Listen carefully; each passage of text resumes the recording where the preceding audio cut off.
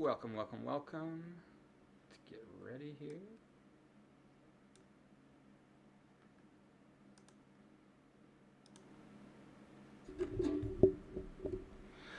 Welcome. You're listening to, or you're watching the BGBC, the Backlog Gaming Broadcast Company. I'm your host for this evening's programming, Eddie Akiba, host of the Impostor Syndrome Podcast.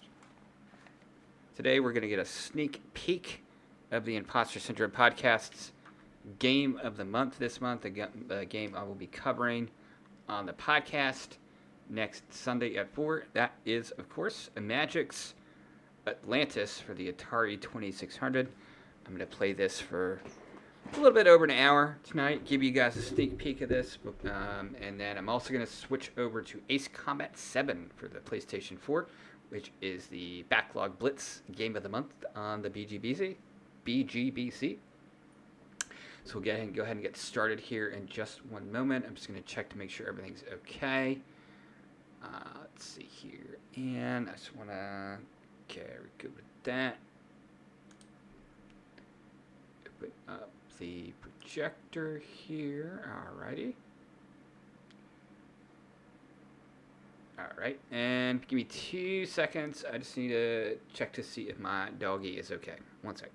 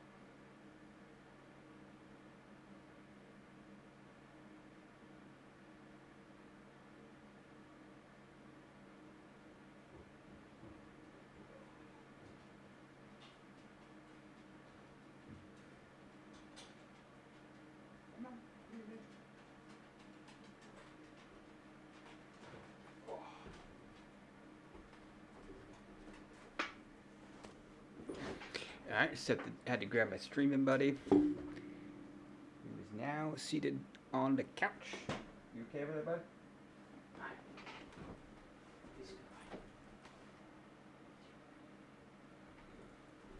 Alright.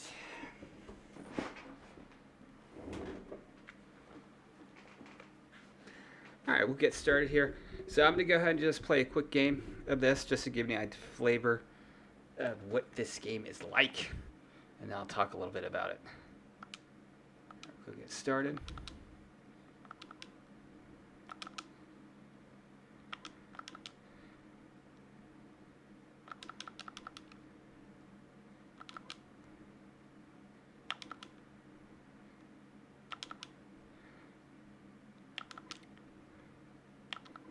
So this is Imagic's Atlantis for the Atari 2600.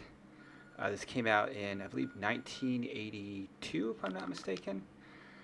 Oh God, no! Now, Imagic was one of the very first third-party publishers in video games. First, of course, being Activision, and they were quite successful until the crash, of course. And a lot of them were ex-Atari programmers. And actually, the guy who designed this game, I believe his name is Dennis Coble. He was actually kind of a bigwig with Atari to some degree. He was kind of like in charge of like their game teams. And the way that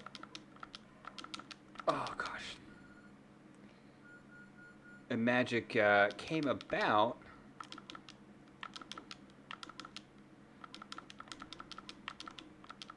Well, I guess I should start with like Activision. It's basically like when the Atari, prior to Activision, there weren't any third-party publishers in video games. Like, for example, with the Atari 2600, all the games were made by Atari. None of the designers got any credit or, like, crediting or anything like that. It was just all Atari, right? And so what happened was these very, very intelligent game programmers who saw that, you know, the games that they were designing, and back then, you know, really, games were really designed by, like, one, maybe two people. Three, I mean, maybe three. At least on Atari. And they would go on to sell millions of dollars worth of copies. But these Atari programmer guys, they weren't making any of the big bucks, you know. And so a lot of them felt that wasn't fair. So you had a company like Activision that was founded.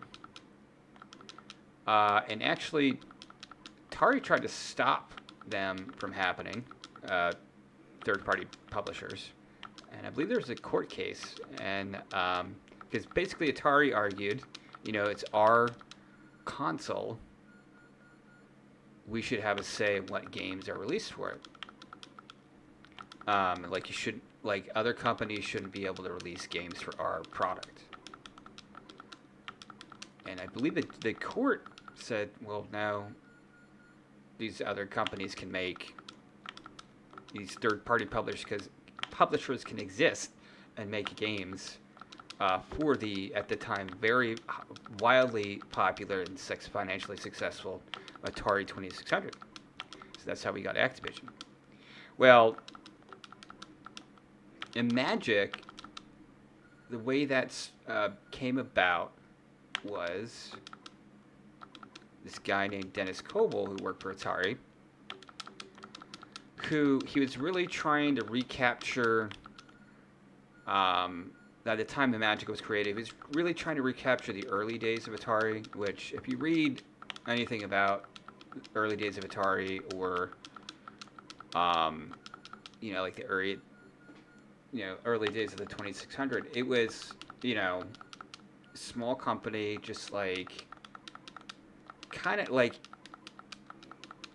the corporate culture there, which is kind of, it was like the 70s, you know, there were, you know, sex, drugs, and rock and roll type stuff, you know, and it was a small company, you know, and then what happened is when they got really successful, is of course the suits came in and bought them, and I believe Time Warner was the one that acquired them, and Atari became a much more large company, being very big. And so this guy, Dennis Coble, he wanted to recapture that early spirit of the Atari. So his idea was, okay, I'm going to kind of make this subsidiary team, this team within a team at Atari.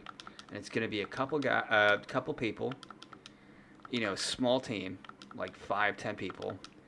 And we're going to try to recapture that early, like, Atari magic. What happened was he came up with all, like, the business plans, and he presented it to one of his colleagues, and the guy was like, you know, this is pretty well thought out. Why don't you just go ahead and start your own company? So that's what they did. And they were very successful. And this is one of the games that they made. Probably this is one of their most successful games. Trying to think. Demon Attack is their best-selling game. Which was actually made by the guy that designed the Missile Command port, I believe, for the Atari 2600 for Atari. And the reason why he started working for Imagic was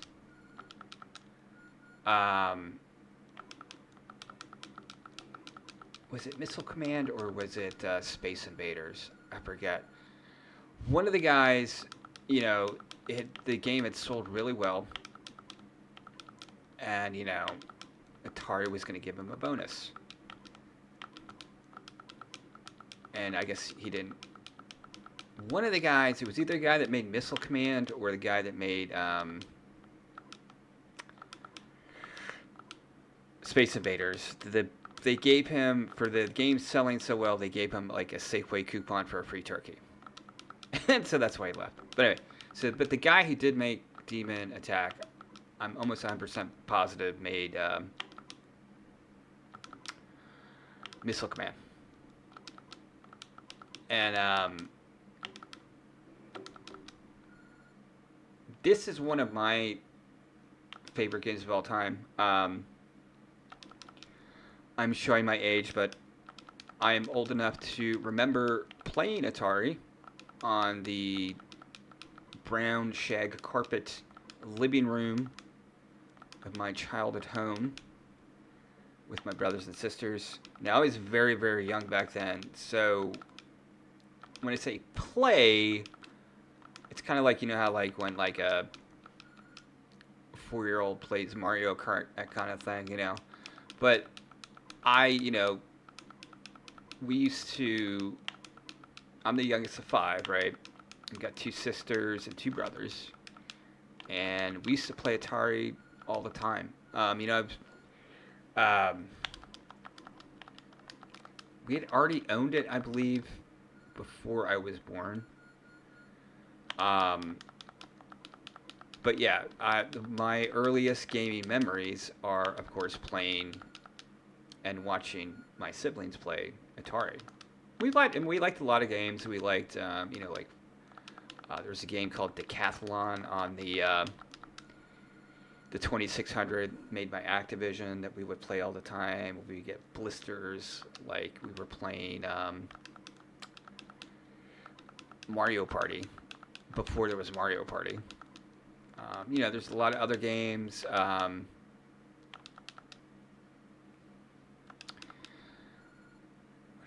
Keystone Capers. I really like Keystone Capers. The Atari 2600 port of Miss Pac-Man is actually good. Atari gets a lot of shit for the original Pac-Man port on Atari, which is bad. But Miss Pac-Man's good. We used to play it all the time. Frogger, just a lot of great games on the Atari. I think the Atari kind of gets a bad rap.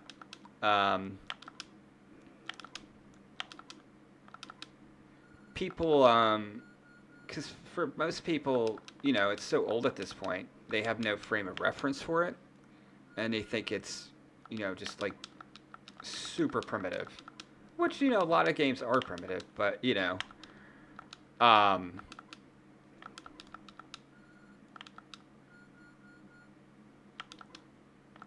their Atari games are far from unplayable.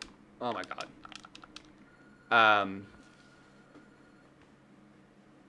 Like a really good Atari game, like it'd be like I'm just saying in the podcast, but like, if you judge the entire NES library by like, a lot of people judge the entire Atari library by its stinkers like, E.T.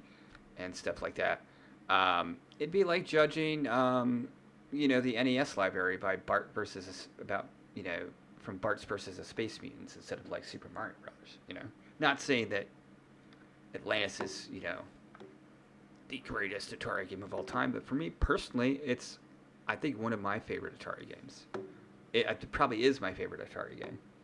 And so basically the way it is, it's, as you can see, it's a shooter, much in the vein of, other space shooters at the time, like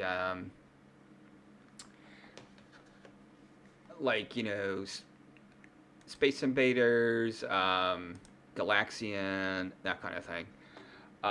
Missile Command.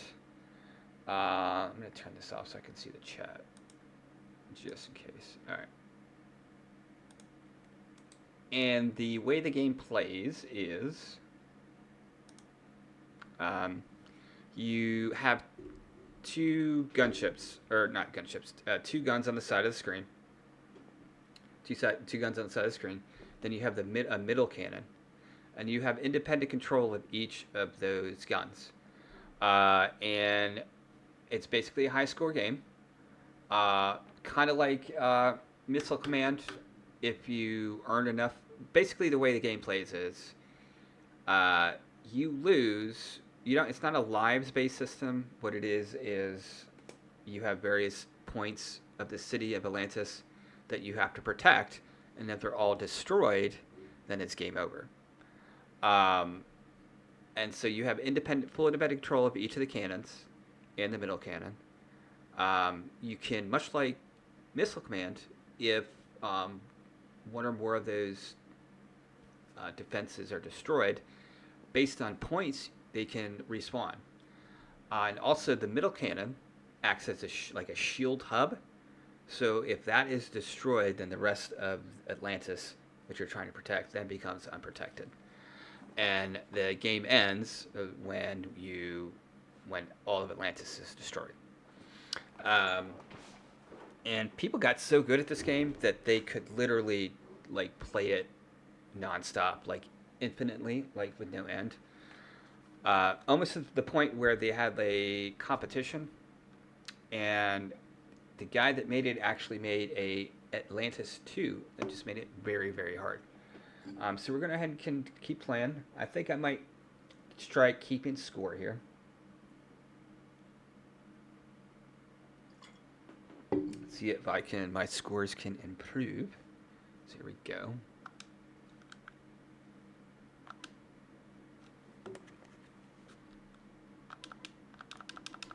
So as you can see, I have full independent control of all my cannons.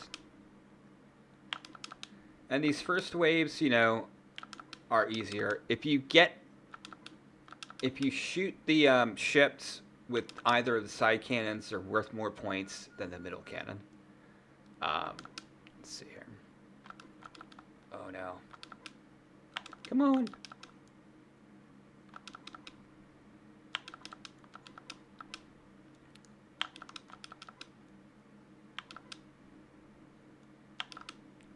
Go. I love that everything is rainbows, man. Like, I don't know why people have problems with rainbows. Rainbows are fantastic. The 70s were covered in rainbows. Oh, gosh. Not that I was, like, alive and kicking it in the 70s, but even in the 80s, Oh, come on. You see, as you clear more and more waves, no. So you saw there, my middle cannon is destroyed. So that means that I've lost all my shields.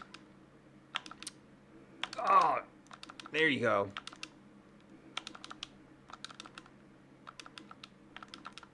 And if you notice, there's also very, very small ships that if you hit those, it's kind of like this guy right there. See him? Oh, no. They're worth a lot of points. There you go. They kind of blow up, kind of like the Death Star, They kind of look like X-Wings. Ah! And it gets really, really hectic as the rounds go on. It gets faster and faster.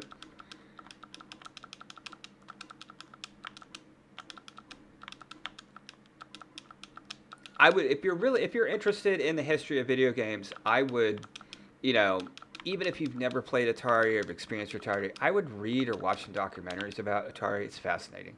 Especially how they were able to... Oh. Ah! Ah! Get to the chopper! Get to the chopper! Anyway, sorry. Especially how they were able to really... push the Atari to its limits. If we're, you want to talk about hardware limitations, like the Atari 2600, like they basically designed the Atari to play the home version of Pong. And maybe like a hand, like that was, and the fact that they were able, the guys that worked, or the guys and ladies, there was women back then who made very successful Atari games. The fact that they were able to do what they were doing with the Atari is nothing short of a miracle. If you've ever read anything about like the development for Atari, it's crazy. So I'm gonna go ahead and I'm gonna write down my score here. I'm gonna keep score. 36,400. Now I've probably not played this game in 20 years or something like that. But it's very pick up and play. It's very it captures that spirit of early arcade games, like classic arcade games. That it's easy to pick up and play. It's fast. It's frantic, and it's one of those like just one more games type games. You know, you just it is very fun. If you have a chance to play it, you know, if you've never played an Atari game, pick it up. It's great. So we're going to play another round here.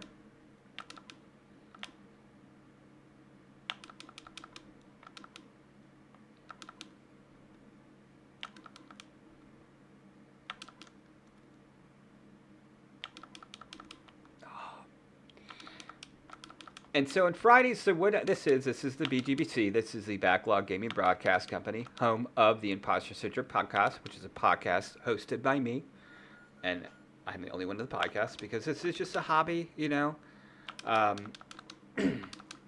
Wanted to do something that would make me finally like try to tackle my backlog, and in also doing so, what I really wanted to do is go back and kind of re-examine what I consider my favorite games of all time. See if they pulled up, you know. Because what I found here recently, especially with gaming. Like, don't get me wrong, gaming is still my favorite hobby. It is my primary hobby. It's what I spend my most money on. I've been gaming my whole life since the Atari 2600. Here recently, I'm kind of feeling like a little bit of my passion starting to slip, which is understandable if you've been doing any hobby for any amount of time. Eventually you're gonna find yourself in slumps. You're gonna find points where you have waning interest or stuff like that. Which isn't to say that I'm done playing video games. Far from it. Like, I will play video games until the day that I freaking die.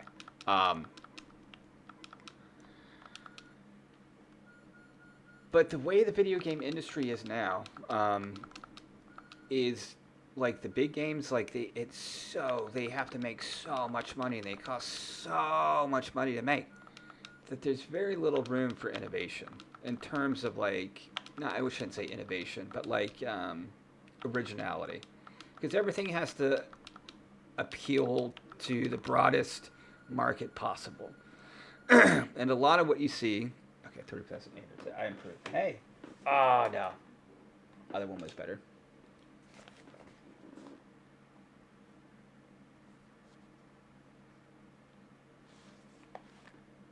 Okay. And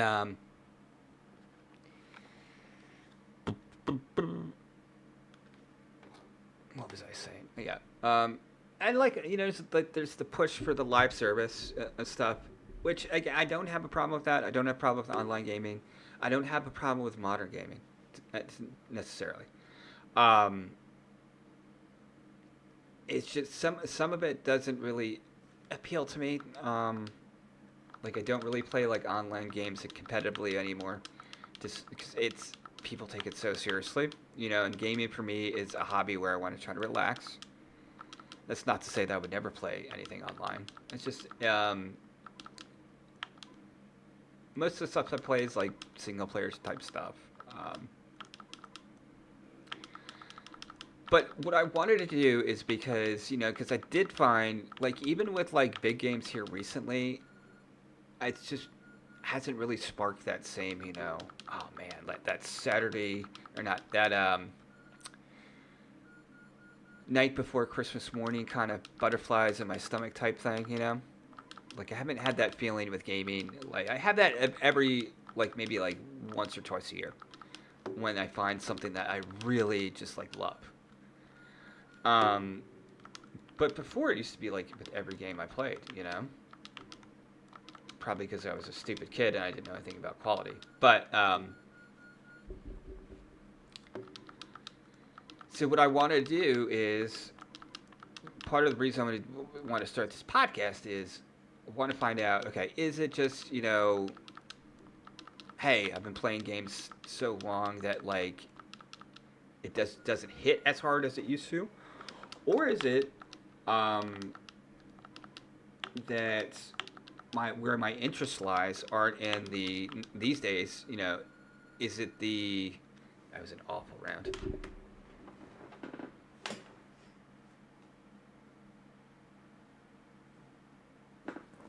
Is it in the big budget AAA, big tentpole games? Is that where my interest lies now, or is it with indie games or stuff like that? Because for me, here recently in recent years, my favorite games every year have been indie style games. And also, what was I saying? I just had a train of thought. I lost it. So I want to go through my backlog, play a lot of the games that I picked up on sale on Steam, all that stuff that I told myself I would play, I don't ever play. A lot of my white whales, the stuff that I have that in my backlog are just games that are blind spots in my gaming history that I haven't played. Like, for example, this month on the Saturday Morning RPG Show, which is a show live stream I host every Saturday morning, where I play a different RPG. This month I'm going to be playing Chrono Trigger, because it's actually despite being a huge RPG fan myself, I've never played Chrono Trigger. So I decided, that's going to change. I decided, instead of keep buying, the FOMO, the big budget stuff that is, again, great. Don't get me wrong. It's unbelievable what developers are doing these days. And I'm sure if I was younger, this would be whatever era you're in, it's the best time to game. It's always the best time to play games. It's just sometimes your interest shifts different places. Who knows? A couple, I need just some palate cleansers. A lot of games today are so long. It's almost like having a part-time job. And so really want to explore these games from my backlog, these smaller indie games, and I want to go back and I want to examine these games that I hold up in my mind as the pinnacle of the gaming history, if you will, and see if they actually hold up or if that's just rose-tinted nostalgia glasses, because some of these games that I consider like sacred cows, I might go back and play and might think that they aren't as good as I thought they were. But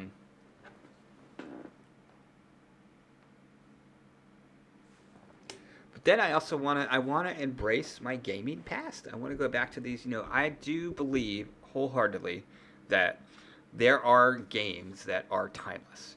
It doesn't matter how primitive or cutting edge the graphics are, or how complex or simple the gameplay is. There are certain games that are just timeless. For me, for example, let's see, Atlantis came out. If it came out in '82, that would be, I'm doing math while playing games. How about that? 82, 89 to 18. We're talking what, 43 years ago? And I can still sit here and play Atlantis on a Friday night and have a blast.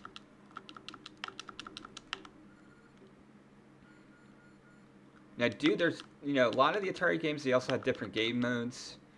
I'm sure the different game modes on this will make it harder. I know for a fact there is a game mode, because we used to play it when we were kids, where it's two-player, where one person controls the middle cannon, and then the other player controls the side cannons. Come on, get that guy. Here we go.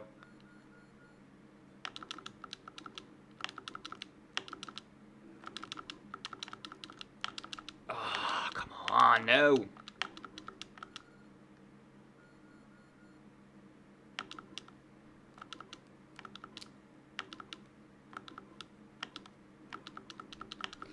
And yeah, if you're just joining the PGB, if you're just watching the Impostor Syndrome Podcast, and me and BGBC on Twitch, this is all relatively brand new for me.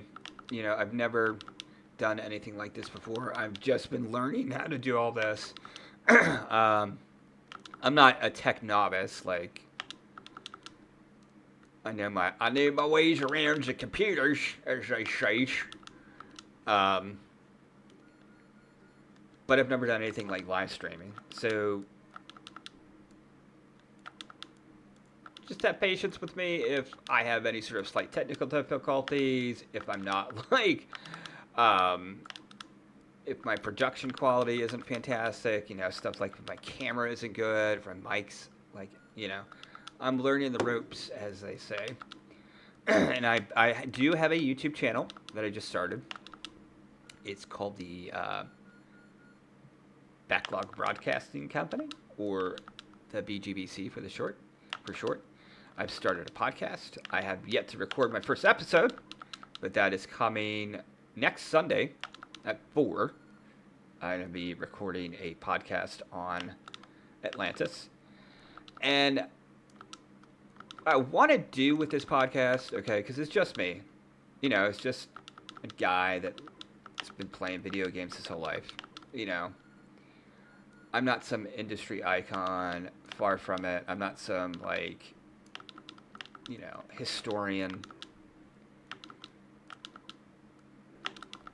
There are far better research podcasts than mine will be. What I am going to do, and what I enjoy about games, or podcasts about, you know, best games of all time, or retro game podcasts, isn't necessarily, like, the history of the development of the game per se. While a lot of that is interesting, and for a lot of these games I will touch on that a little bit, but for me, what I find the most interesting is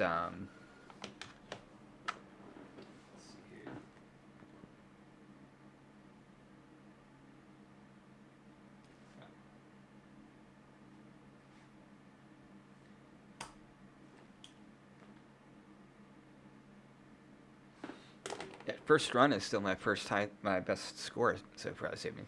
What was I going to say? What I really enjoy about this style podcast is hearing other people who are fans of the games that I love, like hearing their personal experience of, like, you know, playing the game for the first time, or what it was like to play in the context of when these games came out. And I think that's what I kind of offer to some degree, is that because I have been playing games for so long that I do remember when, like, you know, like when Super Mario Brothers 3 came out. I remember there. I was there. You know, stuff like that, you know? I was playing Atari games, you know? I think sometimes it's hard,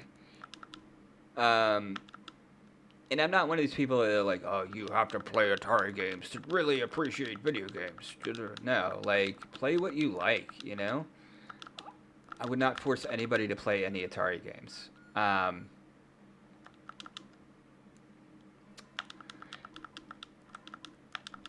You know, I find, like, when I play so-called, like, best games of all time that I've never played before, you know, a lot of times it's hard for me to, like I'll respect them, like, oh yes, like, I understand why in its time this game was considered, like, the pinnacle of its genre, or that kind of thing.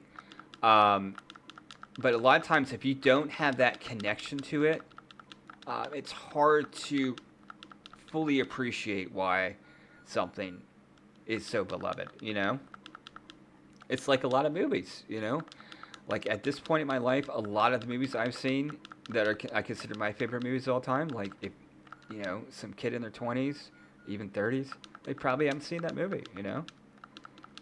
Like, I'm going to be doing a movie watch-along on the channel. Like, this month we're going to be watching E.T. and Raiders of the Lost Ark. Those movies are so old at this point that even though they're some of my favorite movies of all time, I guarantee you, like, most people in their 20s probably have never seen those. 27, okay.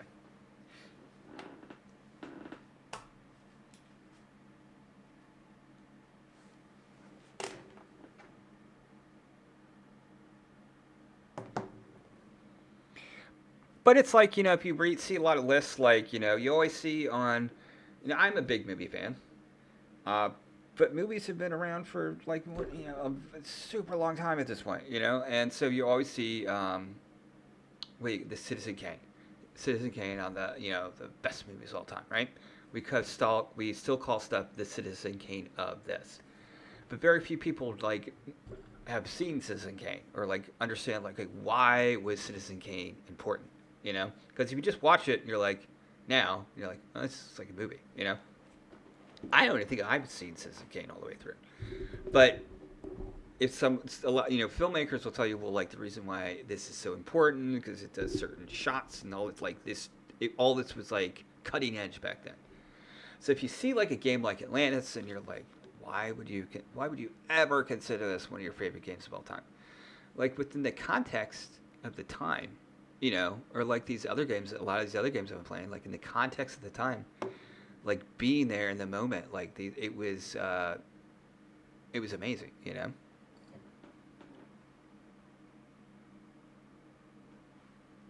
And this era of gaming, where like for me back in the day, like video games were Atari, like kind of like how like your grandma always called all video games Nintendo. Well, back then, like that's all we had was Atari. And of course, there was the Crash. Now, we didn't really, like, when you were, like, kids, you didn't, like, oh, yeah, the great video game Crash of the 80s. Like, we didn't know any of that shit was going on. We just played Atari games for, like, 10 years before the Nintendo came out. But it was, like, for me, like, for the longest time, like, Atari was video games. I didn't think video games would be more advanced. Like, I didn't think video games could get better than Atari. Of course, I was drastically wrong. But I can still remember playing this, like when we first had Atari, we were growing up in Texas, and then we moved, and I can remember playing this after we moved, and this would have been like mid to late 80s, so like years after like Atari 2600 was no longer relevant, long before Nintendo came out. Oh. Now, we did have my older brother, because my oldest brother, we call him K.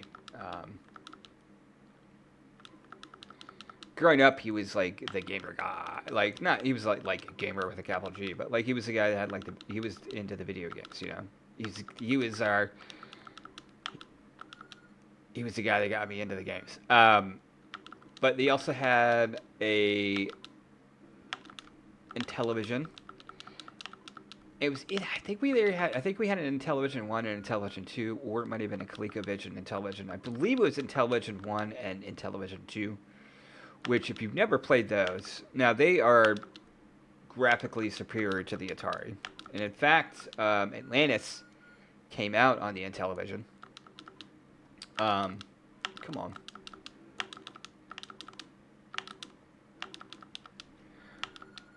Get to the chopper! God, I suck.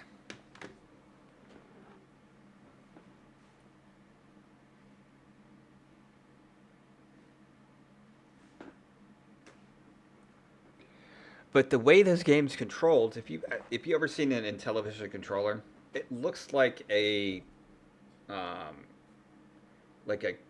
cordless phone from like the 80s. That's how you played it, with like the number pads with like different overlays and shit. I could never, like, to go from Atari, a single joystick and a button, to like using basically a phone touchpad to play games, like that didn't fly for me back then.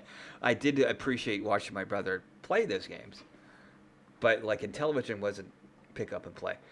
Now, when the NES came along, Oh, baby, that's when I became addicted to these things called video games. Oops. I'm going to try to take this round seriously, see if I can beat my high score. For shits and giggles, I'm going to check out later what the high score in Atlantis is. I'm sure it's something like 1,000,000 something points or something.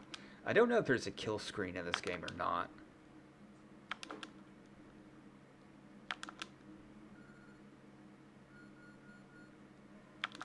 Come on. Oh, no!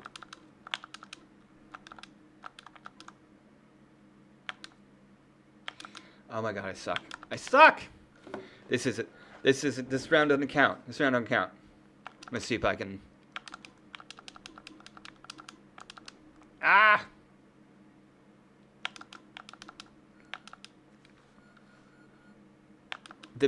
What I really like about Atlantis, though, is, oh my god, how am I missing every shot? Are you kidding me? Boo. It has to go in the official record. That is a shame. That is shame. I should retire. Oh my god.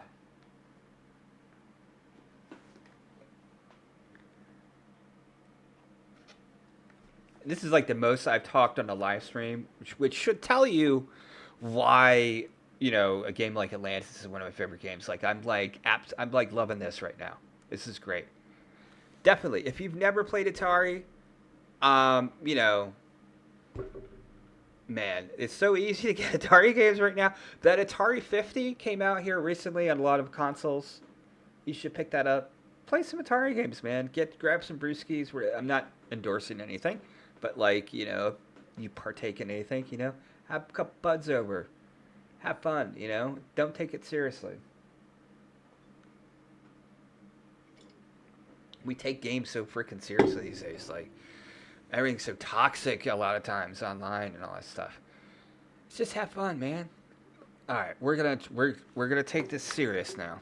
I'm gonna take my hat off. I'm gonna adjust my sight lines.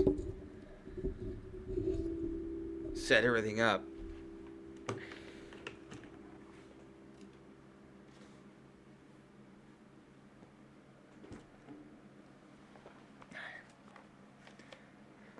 Get in the zone. Auto zone. No, kidding. Alrighty, sir. Welcome. It's time to go to the danger zone. Alright, here we go. Let's get comfy. Get serious. I'm gonna try to beat 36,400. I can do that. I believe in you.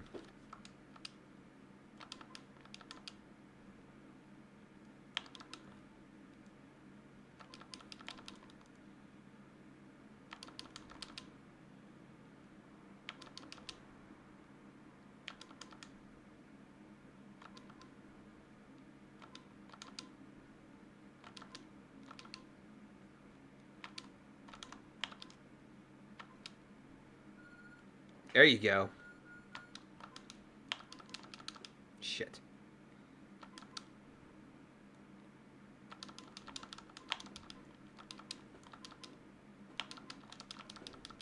Yes. You got this.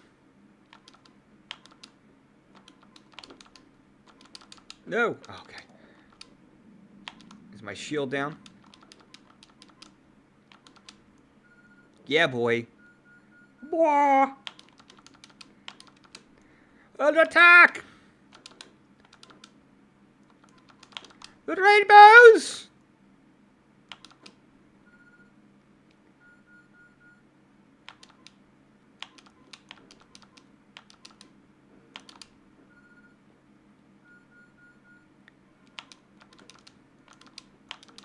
No!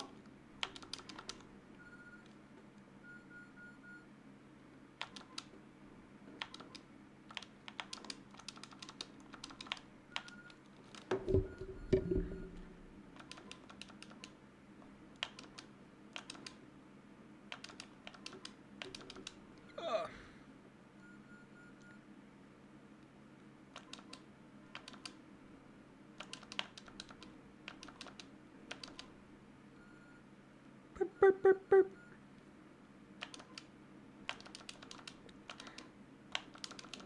Ah! Ha ha ha! No! No! Get to the drama! How the hell did I just, like, low-key casual, not even, like, paying attention that first round? Get the high score. High score for me, which this is, like, pro... There's probably, like, the pro Atari players who can play stuff, like, blindfolded, you know? And they're probably like, this dude's trash. He's garbage. 33,200, are you kidding me? Let's see. I'm going to check out what the high score is in Atlantis, what it is.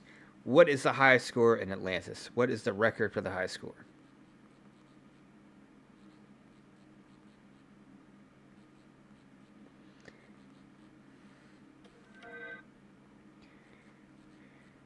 Score in Atlantis.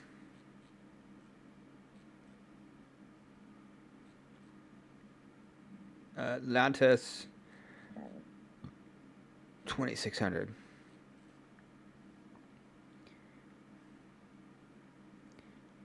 According to the Atari Compendium, the verified high score record for the Atari 2600 game Atlantis is 8,036,100 points. The score was achieved by an unknown player, as noted in the Atari Compendium records.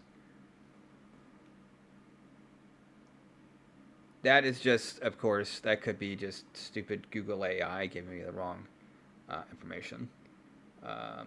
So please don't fact check me on that.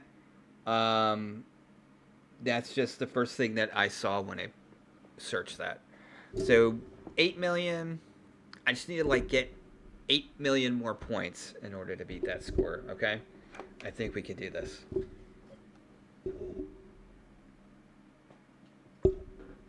I think my goal by the end of the month. Let me see if I can bump this up to 50,000. How about that? That's his goal.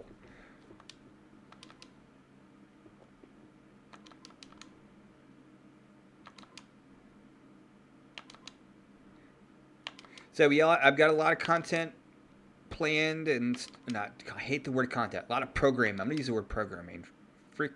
Forget content. I hate content. Content is for slop.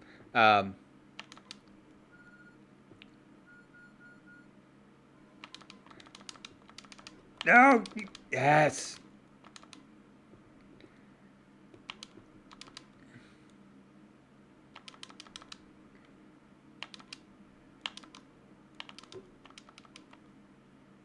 No.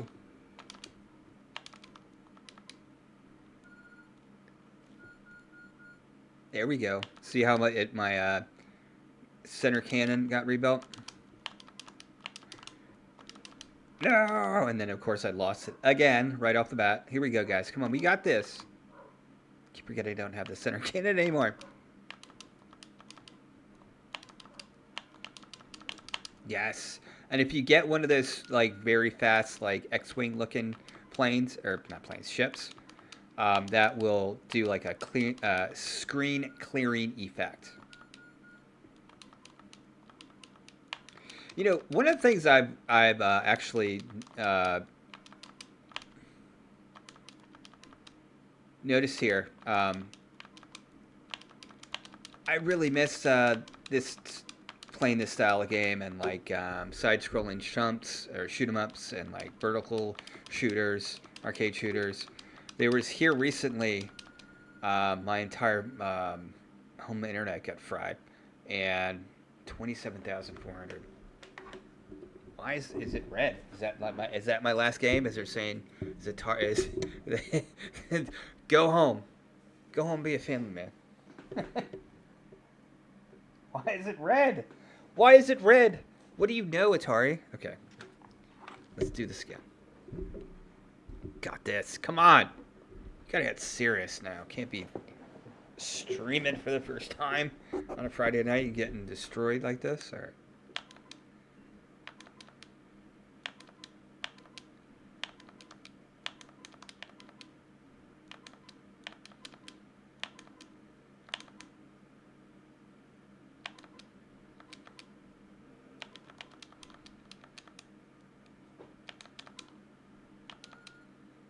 burp, burp.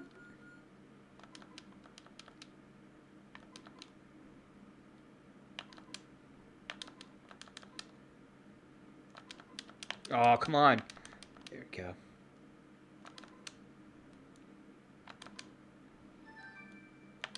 Nope. Who the fuck is calling me?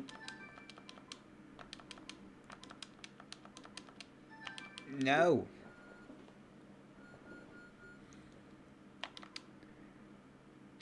Note to self, turn down ringer while streaming. Yes, yes. Yes! Yes!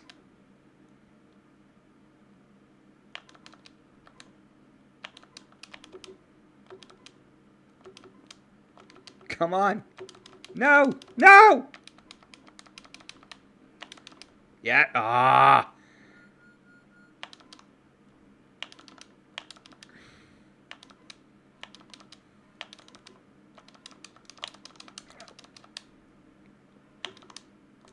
Yes!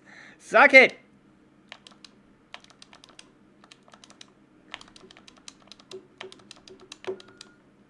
I'm very confident. Yes, this is definitely one of my favorite games of all time. Got this. Come on!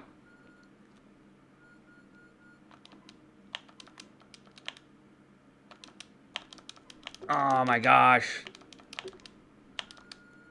Get to the chopper!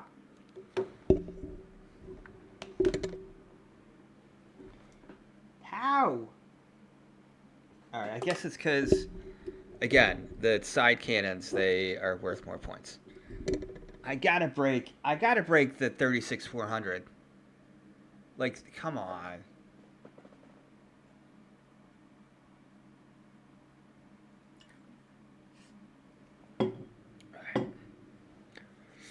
Oh, let me check something real quick. Actually, let me turn down my ringer. Do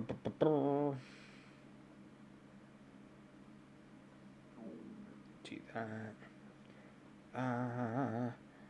Turn down my ringer. Oh my god, turn it down.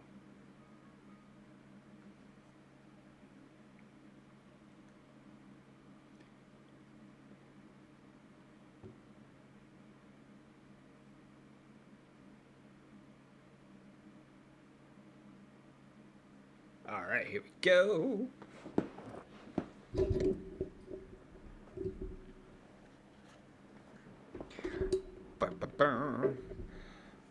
Captain's log. Start date. February 5th? February 6th. 2026. Atlantis remains embattled by they're called the Gorgons, by the way, the invading fleet. Atlantis remains under attack by the marauding Gorgon fleet and their fabulous rainbow spaceships.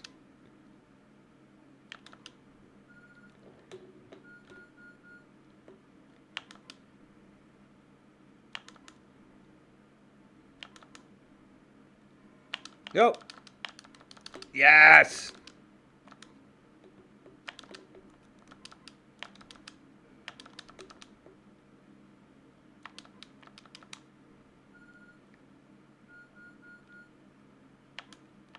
Ah, crap.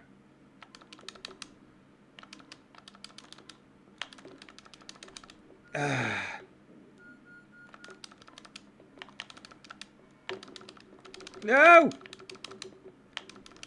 Ah, you...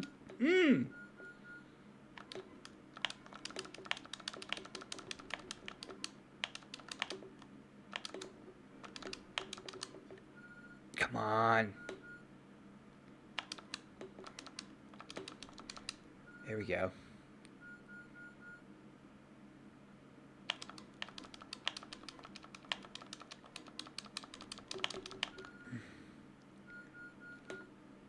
Got one more thing left. No, save the generator! No! Get to the chopper!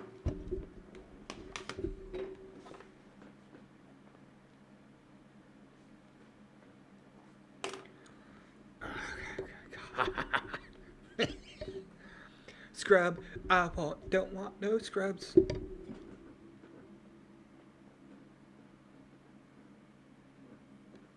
Alright. What else we got here? What other interesting... Okay, let's...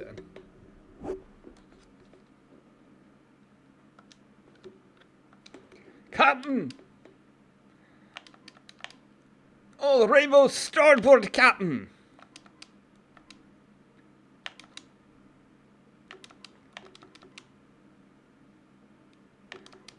I need to try to get max points with these. No! Alright, maybe we need to sit up.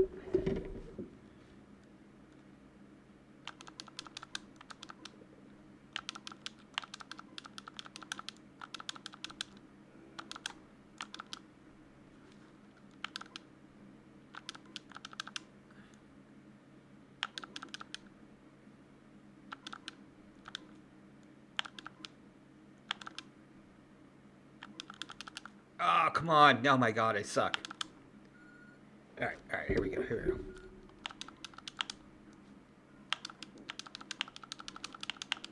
No! Save the spinny things. Yes. Ah! Yes! The middle cannon kind of looks like a middle finger. Yeah. Oh, we're going to do it.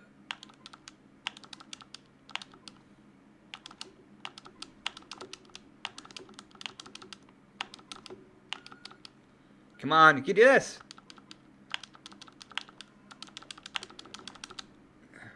Yes. Is that? I think I beat my high score for the night. Yes. This is one of those games, like, when you get in the freaking zone, man. Like, it just gets faster and faster and faster. It's like the Willy Wonka, you know, the OG. Oh my God, they wiped me out that quick. New high score, though, for the night, baby. Let's go. Right. Put in the work.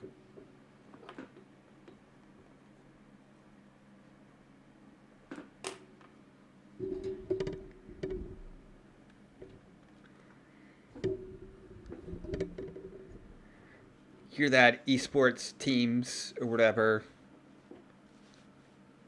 your League of Lagoons or your your mine shafts. I'm kidding.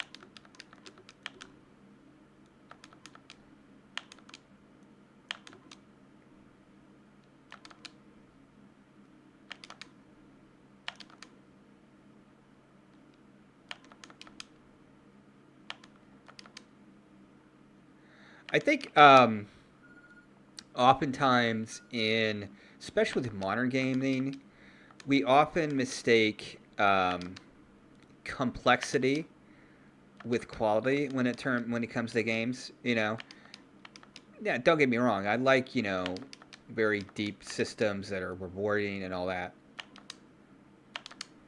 but a lot of the best games of all time are very simple pick up and play games. But require skill to master and, conquer, if you will. Ah!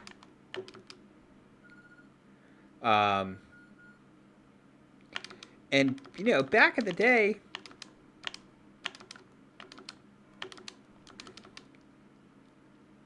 and now, today, gaming is more diverse than ever. Like, everybody plays games. Like, it's not just the boys club it was in the 90s, or the early 2000s.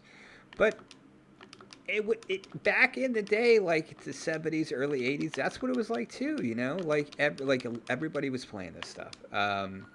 And it was fun. Like, I can remember huddling around the tiny little CRT on, like I said, on the brown shag carpet back in the 80s, and with my siblings, and just passing the controller around to see who could get the high score, you know? And if you've ever been, if you are part of like a family with siblings, you know, like a lot, like especially for my family growing up, we were very competitive, like when we were little kids, you know, so we always wanted to be better than everybody else. Not everybody else, but like each other in the family. When we played like a game, like when we play board games, man, it is like cutthroat. So back when Atari came out, so you know that's what it was like. I'm probably misremembering all this, and I'm probably full of shit because I was probably back when we were playing this. You know, I'm probably what 4, if that. You know, this this game probably came out. I probably couldn't even pick up a controller or talk when this game came out, but I do remember playing it. All right, so all right, I got to 43,800. 7 o'clock. So I'm gonna play this for like another half an hour, and I'm gonna switch it over to Ace Combat 7, which is the game I'm gonna be playing, the backlog game I've been playing this month. So I have a lot, like I said, I have a lot of programming planned. You know, the primary thing is each month. My two big things each month is I want to play one of my favorite games of all time, and I want to play one of the games of my backlog and try to finish a game of my backlog. I do have RPG games. I'm going to be playing RPG games. I'm going to be playing a different RPG on the Saturday morning RPG show every Saturday at 10:30 a.m. Because I also have a giant RPG backlog that I want to get through. But also I want to play some retro games too. So I'm a whole like variety of streamer, biting off way more than I can chew. But I really want to just rediscover my like love for gaming.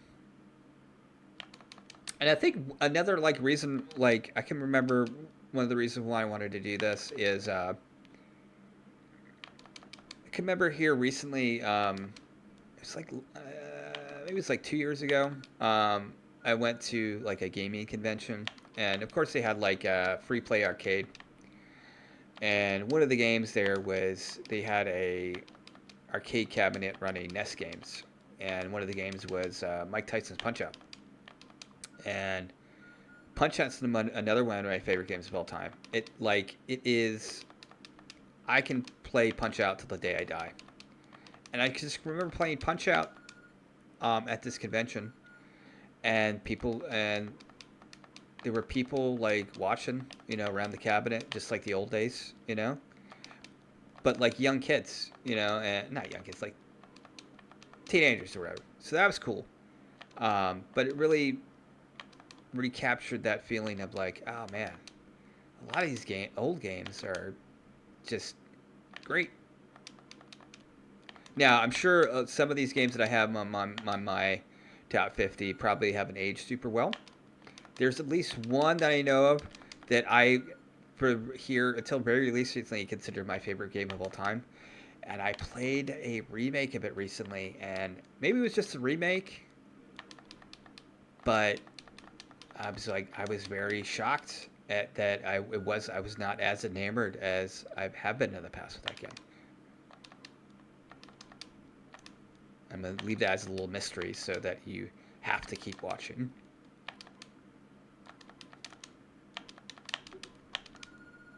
How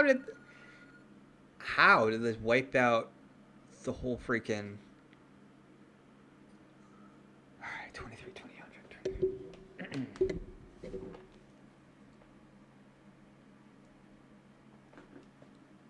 Yeah, so the programming slate I have weekly is Thursdays at 6 is the Thursday Retro Replay, which I'm going to play a thematically related retro game that's thematically related to the game I'm covering on the podcast. So that's Retro Replay Thursdays at 6 every Thursday.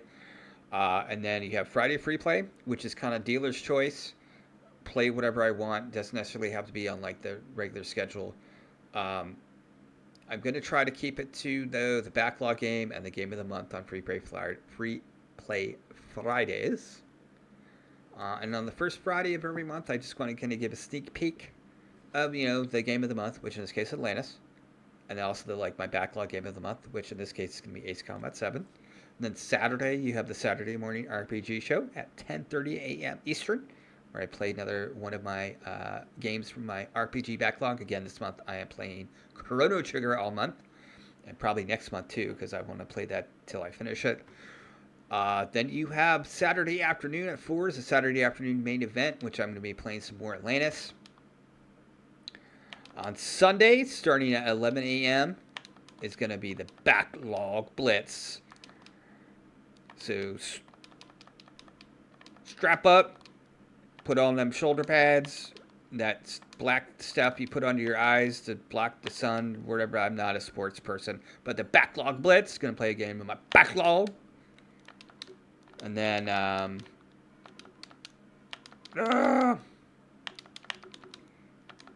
Sundays at 4 is going to be the bonus round. Now, that is just going to be like a quick, bonus round for 4.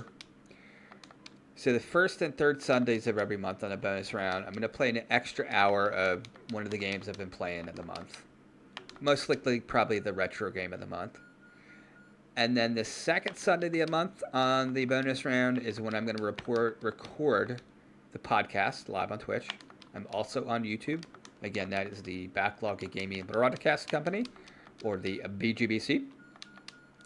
So yeah, so second Sunday at 4 is when I'm going to record the podcast. And then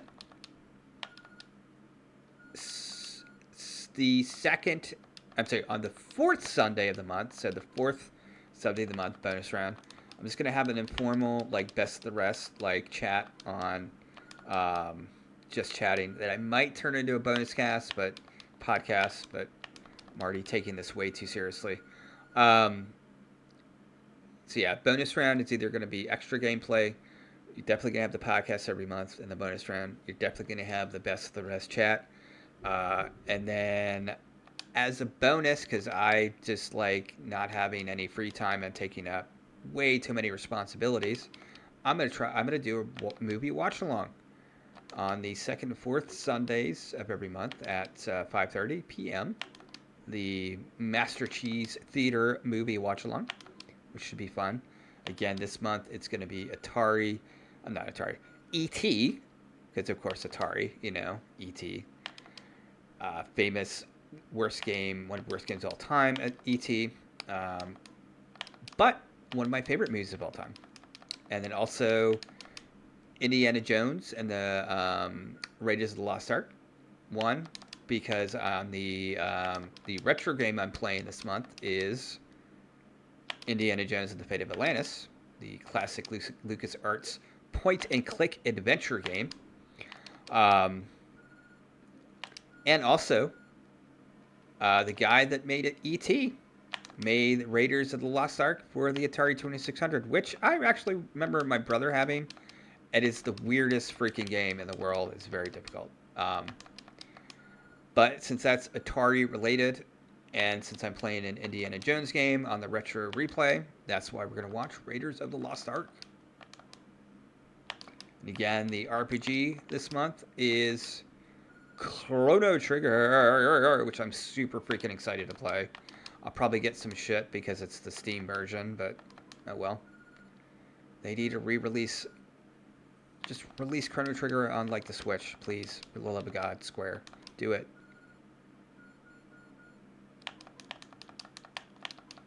I apparently just do better when I'm not paying attention. It's talking.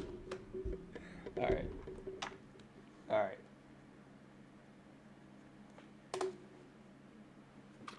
I really thought I was going to struggle here because, I don't get me wrong, I love Atlantis, but, I thought I was going to be man, it's going to be, because on Free Play Fridays, I'm going to try to play at least till 8:30. And I thought, man, I'm not going to be able to play 2.5 hours of Atlantis. It'll get really boring real fast.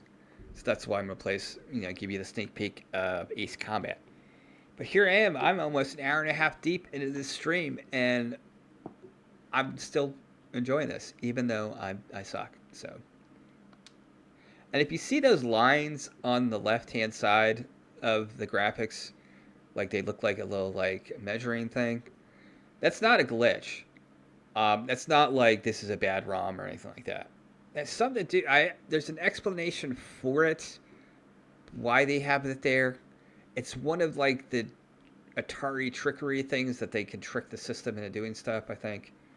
I forget. There's some reason why that's there, but it is not a glitch. I thought for the longest time it was a glitch, or like this is like a bad ROM or something, but I looked it up and that's not the case. You'll see a lot of Atari games that have that. And, Imagic and Activision, they were like two of the biggest third parties back in the day. And Magic was always super cool because you've ever seen an Imagic cart, which I want to get a cart of Atlantis. It is, bright silver, or not so, like reflective silver foil kind of with like rainbows on it. It's great. It's awesome. And also, like, dude, the Atari box art is like works of art, Box art is a lost art. Most modern box art is just garbage these days. There is like a few standouts, like, just like off the top of my head here recently, like Avowed. That box art's fantastic. So there's still like, oh my god. Oh, I need to shut up. I'm going to see if I can get one more good run in here. Yes.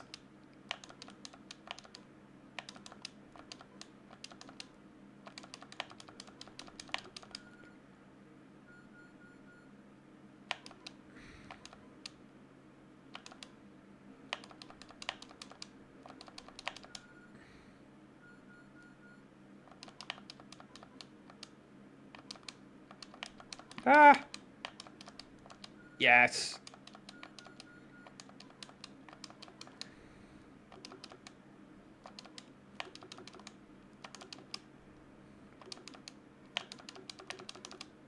Ah. Yes.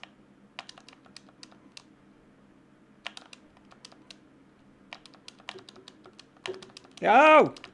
No. Get to the chopper. Get to the chopper. All right.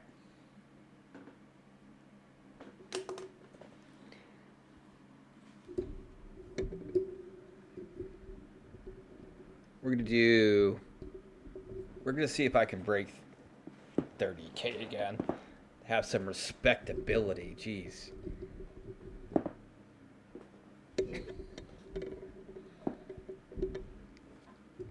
I know I should start collecting for Atari. That'd be cool. I know, what's his name? Oh, really? How could you forget his name? The guy, Double Fine guy. Hilarious game developer. Oh my god, how can I forget that guy's name? He's famous. He's one of my favorite game developers. My favorite game developers. Tim. What is it? I can't think of it off the top of my head. I know he's a big Atari fan, though. I think.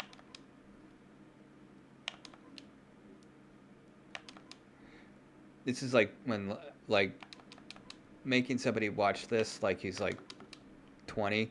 If this is probably like when, like, your parents, or at least my parents, try to make you watch like black and white movies. All right.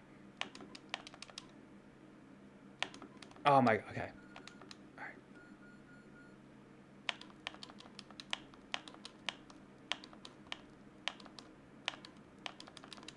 Oh, come on, no. Yes.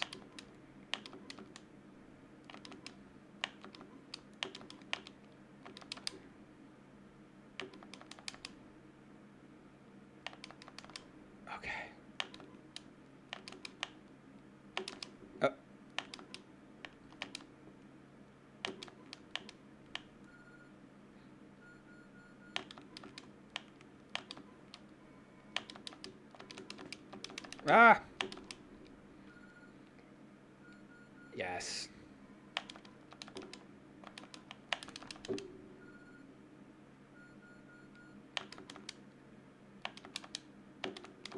Keep forgetting that I have the side cannons! Alright. Yes.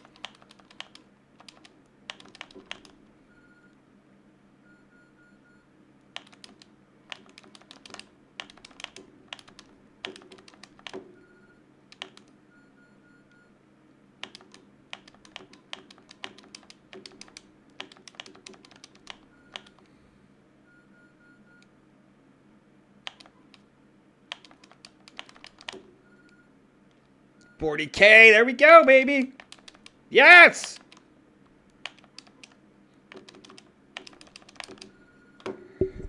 $43,000, yes! Alright.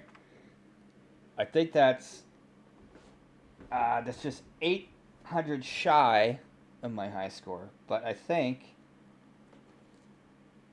716. We're gonna try to give it one more go. One more time.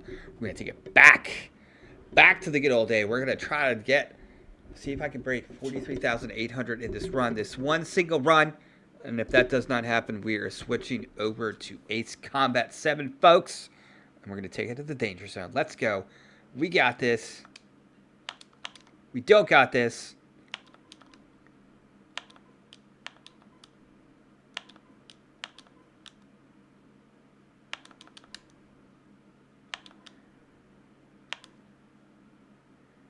Come on.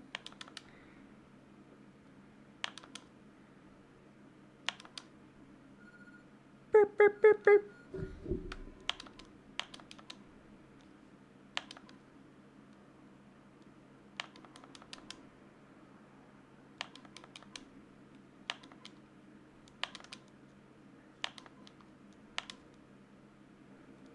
No, you suck.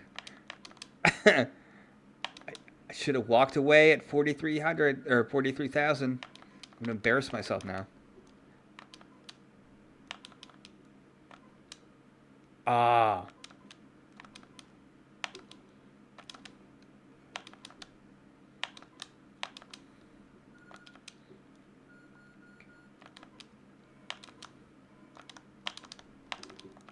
Ah. No.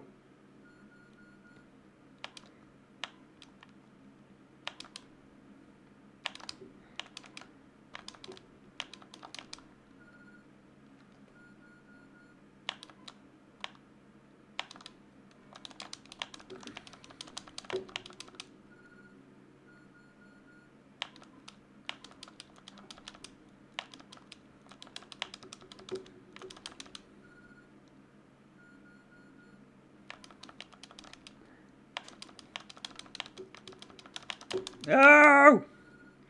You protect the generator! It's all that's left of Atlantis! No! There's actually a spiritual successor to Get to the chopper! Called Cosmic Arc, which actually at the end there, you see the game over screen. What that is they're getting onto a UFO and flying away. And there's a game called Cosmic Arc that's like a sequel to Atlantis. It's not the same gameplay, but technically it's like a side sequel, and they tell you that where you have to like rescue different survivors and stuff like that. So it's interesting. I might play some of that on the Saturday afternoon main event tomorrow at 4. I might pop that in and show you guys that. So I'm going to take a quick 5-minute break. We're going to come back and we are going to play some Ace Combat 7. All right.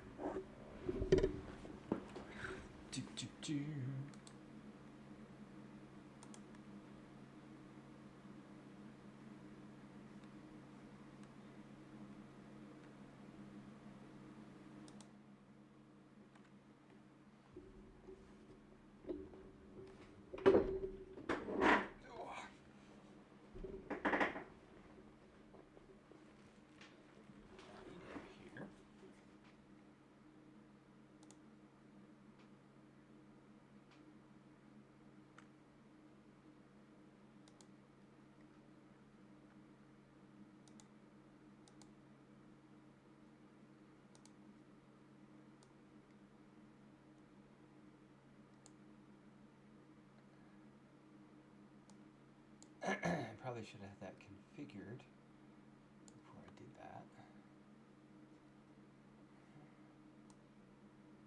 Do that. There we go. You can't see me now, sir.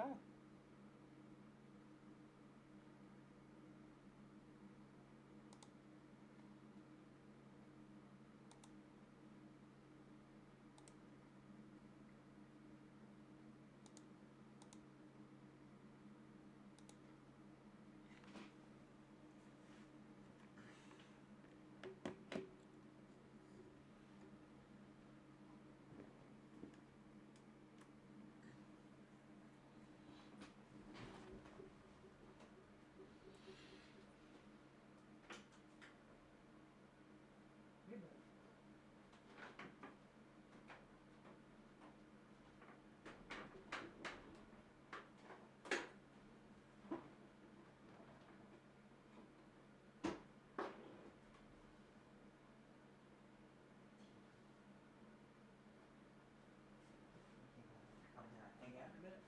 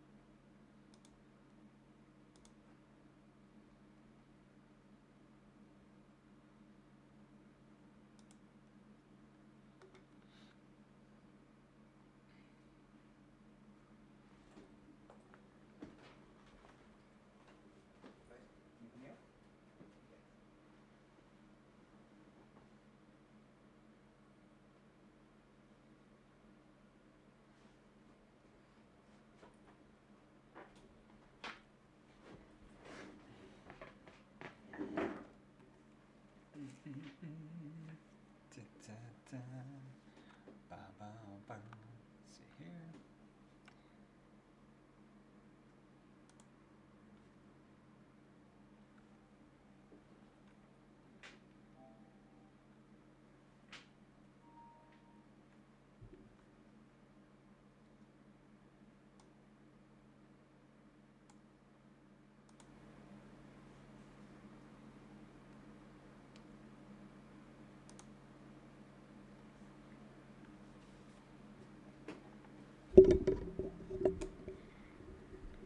And we're back, sports fans.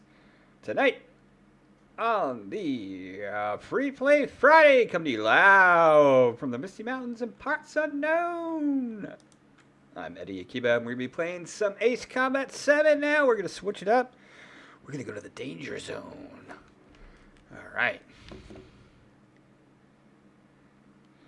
Now, if you're not familiar with Ace Combat is a very popular arcade flight simulator franchise from Namco, or Bandai Namco these days.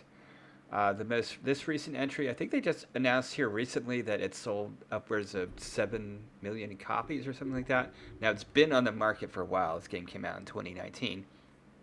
I've had it in my backlog forever. I initially got it because, let's see here.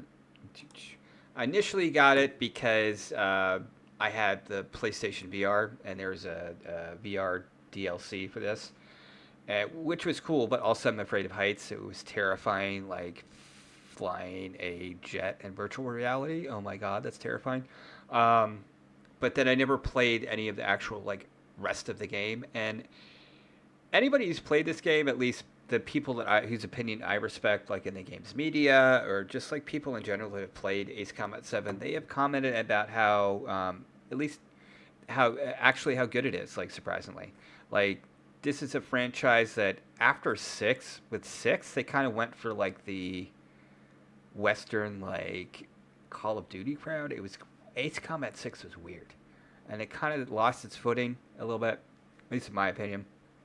But then they came back with this, and one of the reasons I want to play this is apparently the story is really good, at least for an arcade flight simulator. Ace Combat's had some interesting stories. Like, it's kind of like that, kind of like anime, kind of Macross style. I shouldn't say that, but, like, you know, it's... So we're going to start this. I have played the first mission of this game about a half a dozen times, but I haven't gotten anything past, like, the second and third mission. So we're going to start this baby over because I'm going to do it. This is the first game of the BGBC that we are going to finish on our backlog. So we're going to start.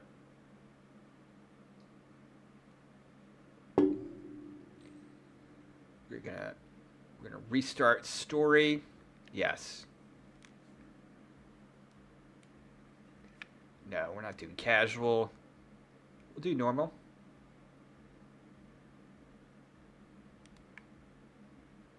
I should just embrace my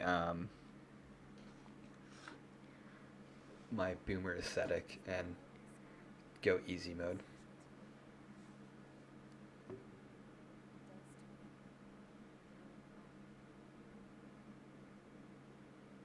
This game looks great, by the way.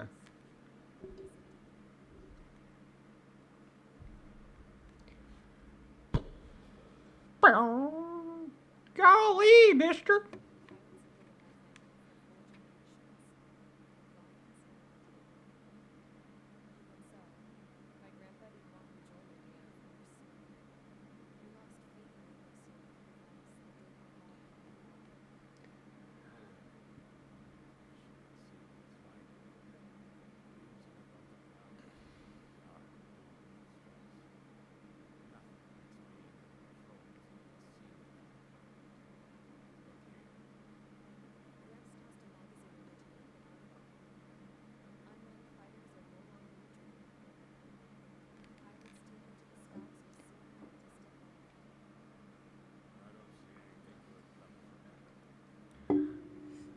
I'm the opinion that we shouldn't have Terminator robot drone planes. Just my opinion.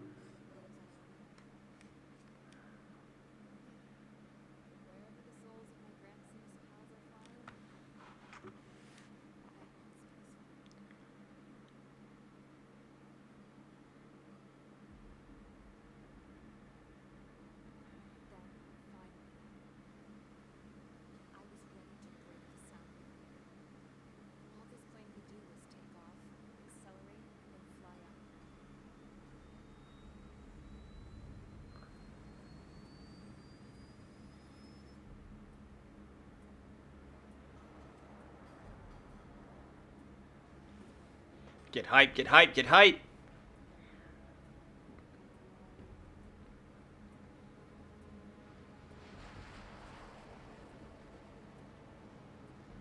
Props to having a female fighter pilot main character as well. I like me female fighter pilots in me Japanese media. If that makes sense. That's weird. I don't care.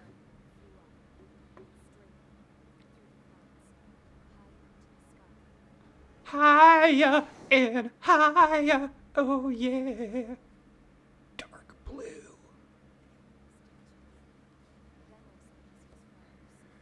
On blue sky.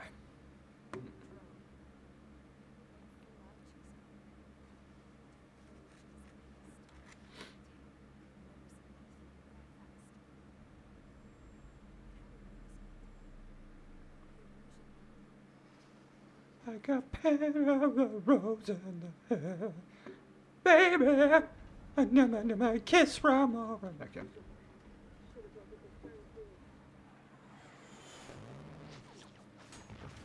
Oh, snippy snap!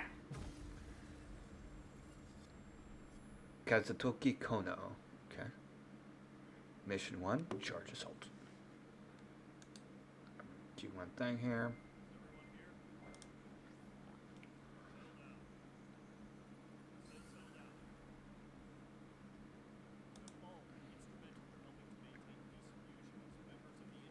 Here we go.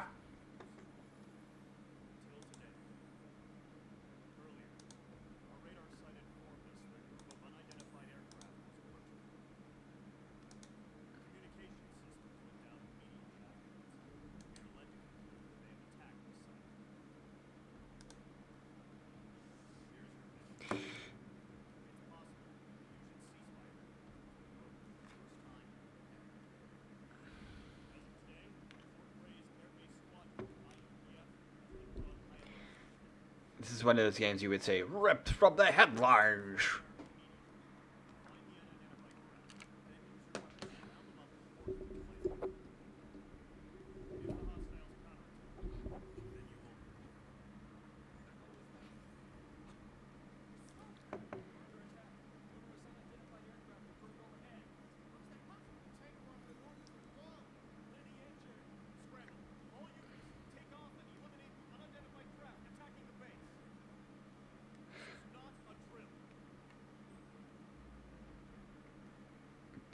So again, like the reason I want to play this in my backlog is I'm trying to play backlog games that are thematically related to the game of the month. So in this case, it's Atlantis.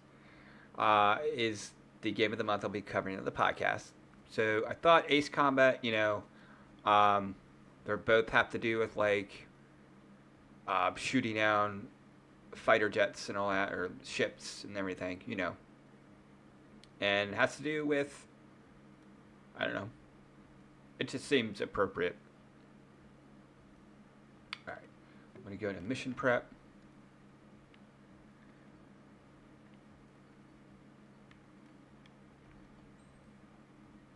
Now, the cool thing about Ace Combat is as you complete missions, you earn money that you can then use to upgrade and purchase new planes and equipment. So right now, I don't think I have a... We're just going to go ahead and start. I have played this a little bit, so I have a little bit of stuff unlocked, but like very intro stuff.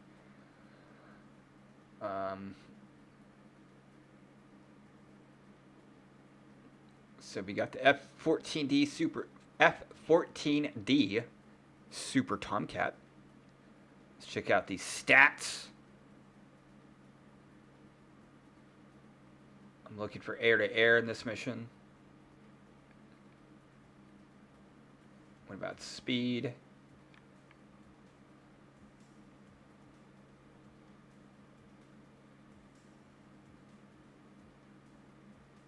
Okay. What's the description we got here? Large carrier-based fighter that can carry long-range anti-missiles. Its automatic variable wings allow for superior combat at all speeds and altitudes. Its unofficial nickname, Super Tomcat is derived from the A model. Oops. I think I might do the other one, though. So the F-16C. A low-weight fighter developed to, among other things, support large lead air superiority fighters. And I cannot read this evening because I'm tired. And I'm stupid. Anyway.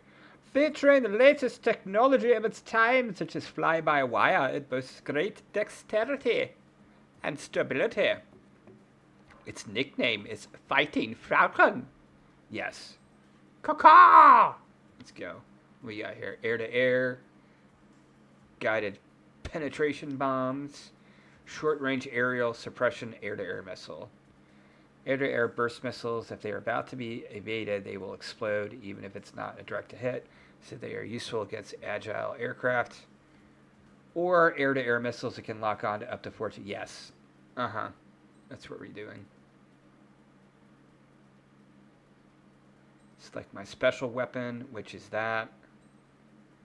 Parts. Let's check my parts.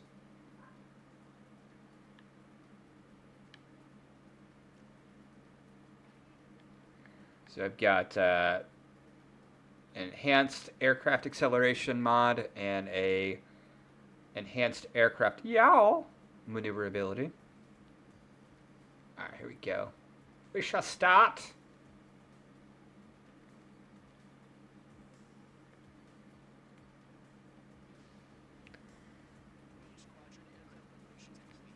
Nice, Mage Squadron. I'll take that. I'm an RPG nerd. I like that. Mage Squadron. Mage Squadron.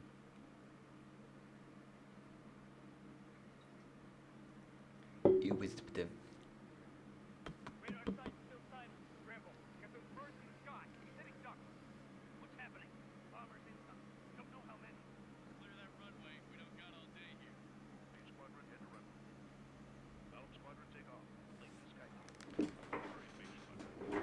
I don't really play a lot of military-themed games at this point in my life. But these games are fun. Alright, how do I go? Alright, here we go.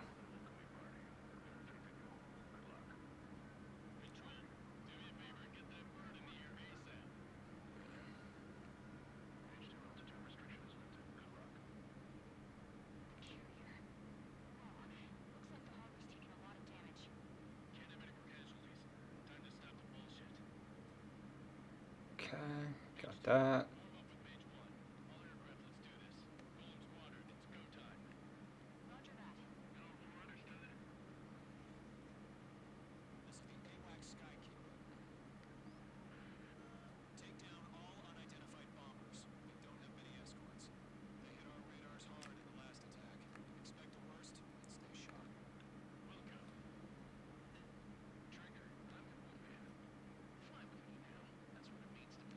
Come fly with me, come fly.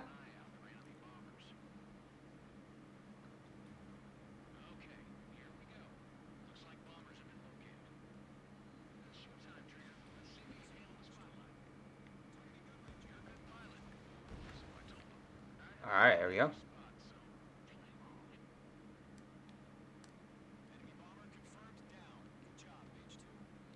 I tend to play these games in third-person mode.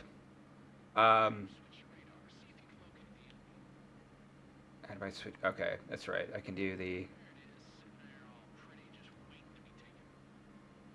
There we go. Back in the day, racing games and flight sims were how you showed off the graphic capabilities of a console. To some degree, that's still true with racing games. You know, with your Forzas and your Gran Turismos. Oh my God, where am I? Ah! But the flight arcade sim type thing, genre has kind of waned in popularity, I would say. Not a lot of flight sims being made for console. Alright. We're gonna pop up and surprise these dudes. Now, I do believe clouds can mess with the homing capabilities of the missiles, if I'm not mistaken. No. There we go. Oh, we got a MiG.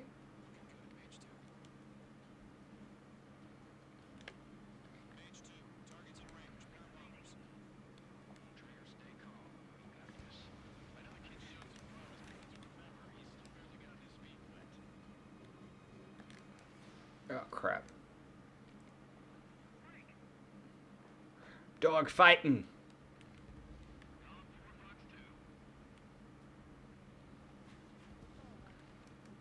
Stalling. Stalling. Alright, we're going to do this. Hard cut.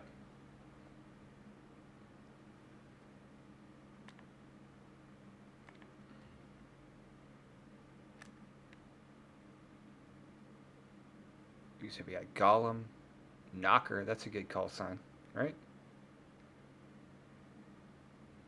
Golem Knocker, Golem Brownie, Golem 4, Golem 3. Golem 3, Golem 4. This is Breaker 1-9er.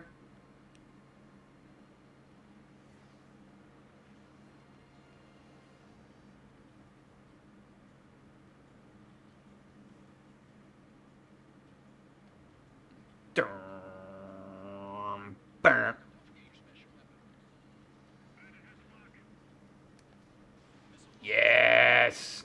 You will die now.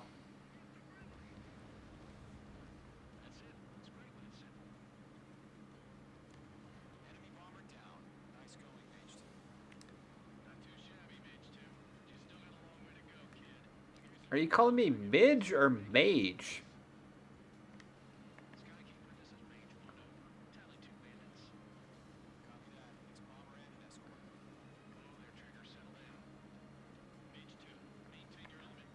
Simmer down now.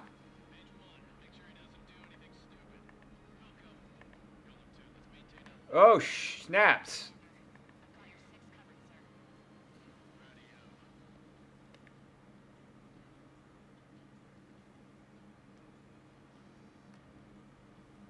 Where is that dude? Is he in the clouds? Where the fuck is he? Oh, I see him.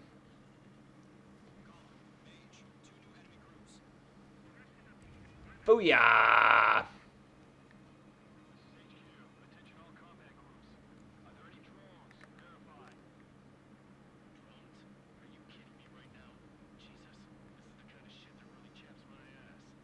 Really chaps my ass! Okay, dude.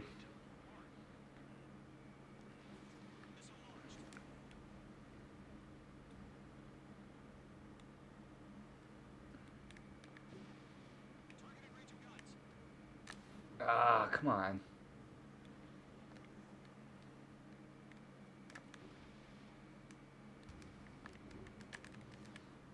Yes! Warning.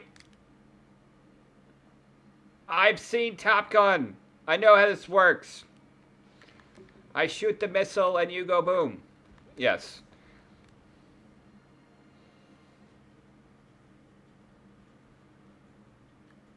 My group is, I need to go help out my buds. Oh, we got 2 buds going. Let's go over here.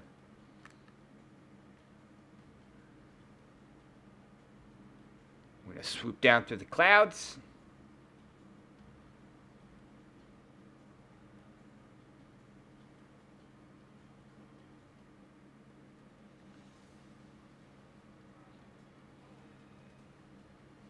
There we go. And we're going to pop up. There we go. We're going to take them by surprise, baby. You come to the danger zone, and it's checkout time. And you ain't got no bonus card.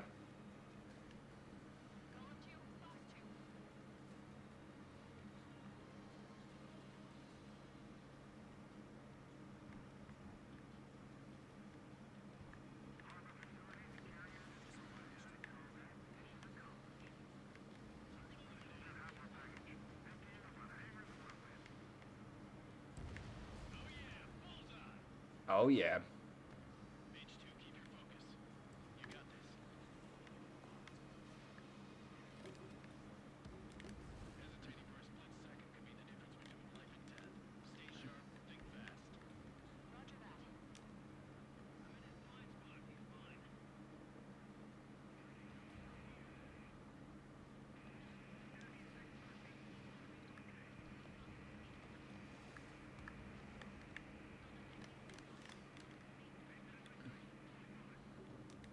Oh, come on, come on, come on.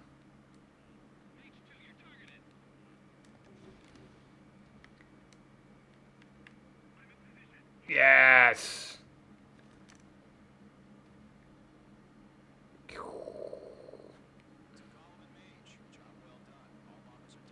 All bombers down, baby. Let's go.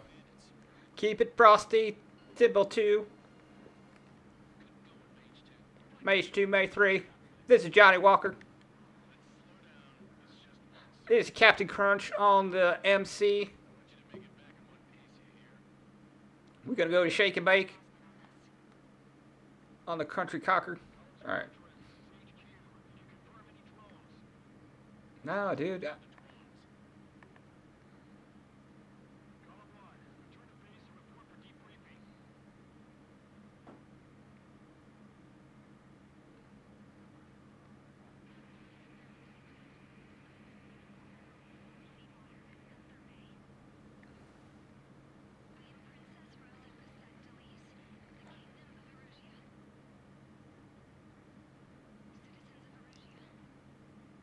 Adoresia, citizens, I'm in another castle.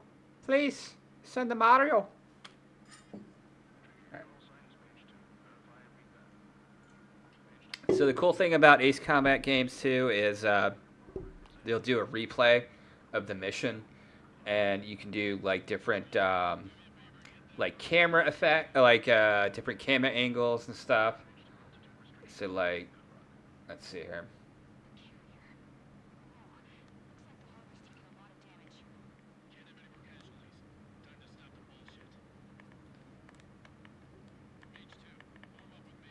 What else we got here?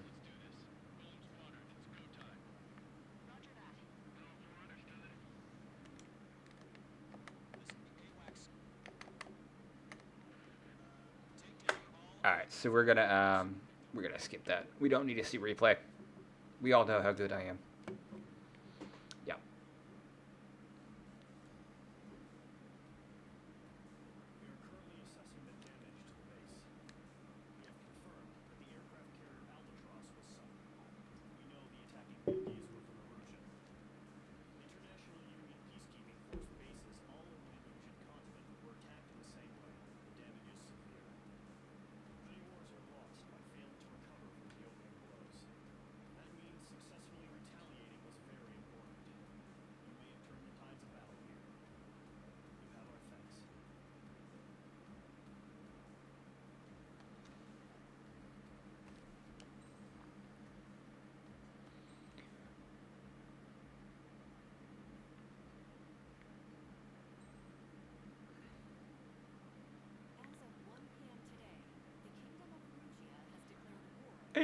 Yeah.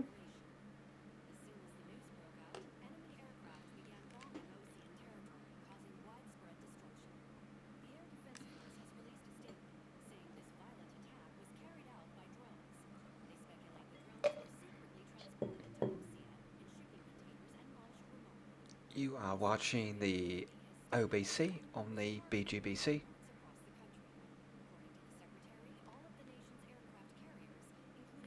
Not Banana Port and Aulic Port. Banana Port.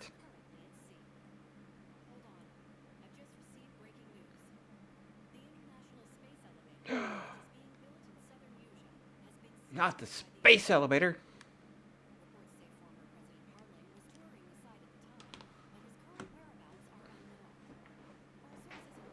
Kind of looks like a douchebag.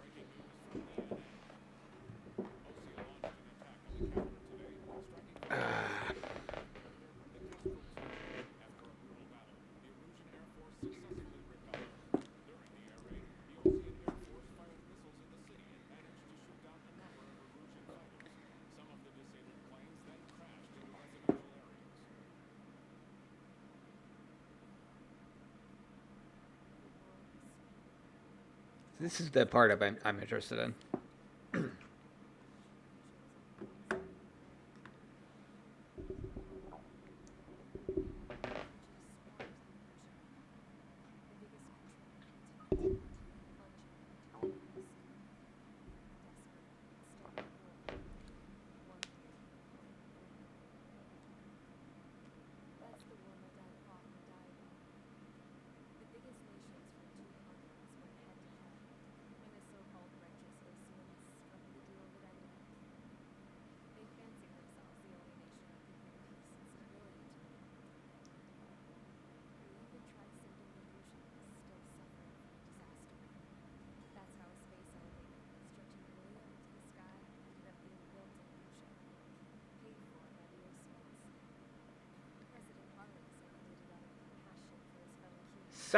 That's suspect.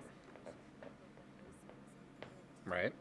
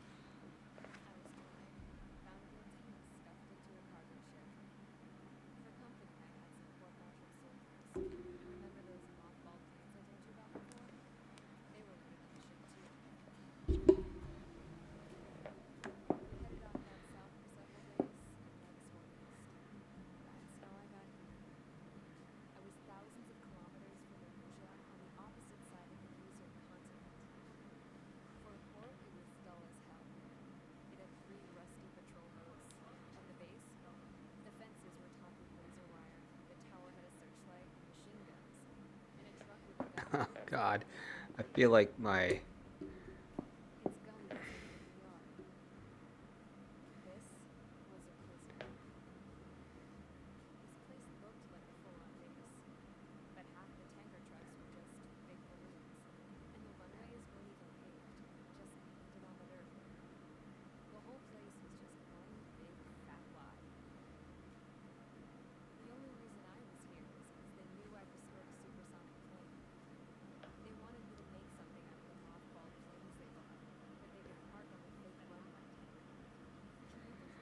God, is my audio not working? Fuck, am I been playing this for 2 hours tonight with no freaking audio?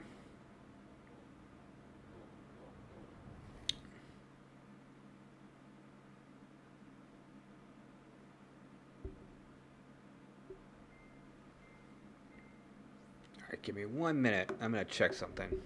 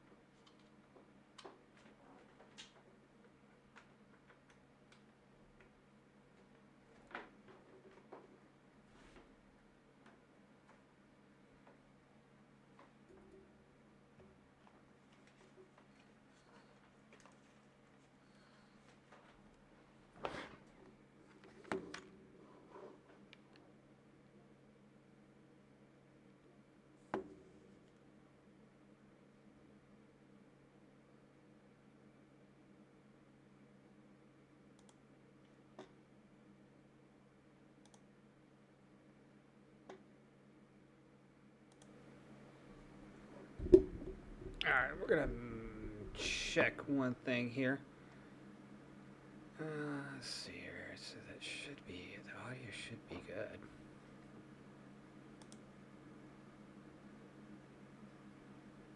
Let's try this again.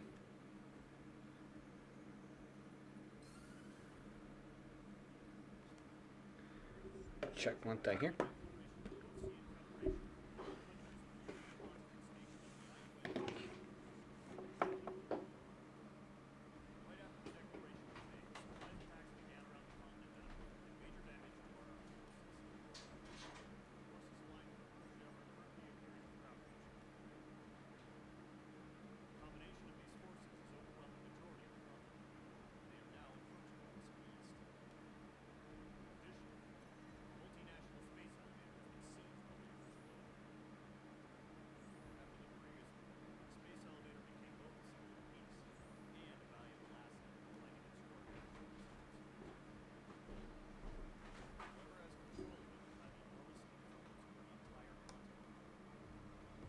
Cannot turn a blind eye to this critical situation. The Fort Gray's Air Base Squadron has been entered into the order of battle to reclaim the elevator as an advance element. First, you will attack all hostiles coming in the east of Schofield Plateau to stop any interference with the Allied ground troops. The enemy has deployed several vehicles equipped with anti-air radar along the roads. You are to destroy them. They should not pose reclaim the elevator. However, There we go. there's a high likelihood that the attack will draw more all hostiles coming in the east of Schofield Plateau. If that happens, fight them off swiftly and establish air superiority. The enemy has deployed several vehicles equipped with anti-air radar. You are to destroy them. They should not pose reclaim the elevator as an advance. However, there's a high likelihood that the attack will draw more all hostiles coming in the east of Schofield Plateau. If that happens, fight them off swiftly and establish air superiority. The enemy has deployed several vehicles with anti-air radar. You are to destroy them. Not those reclaim the elevator. Come on, guys. All hostiles coming in the east of Schofield Plateau. That happens. Fight them off swiftly and establish air superiority.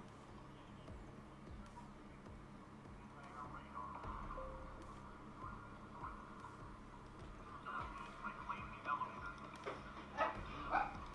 radar. Come on, guys.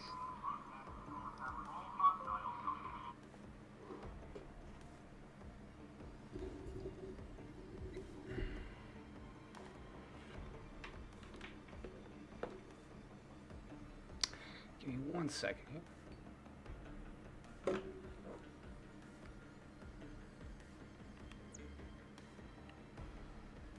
I'm gonna check one thing. I'll be right back. Oh.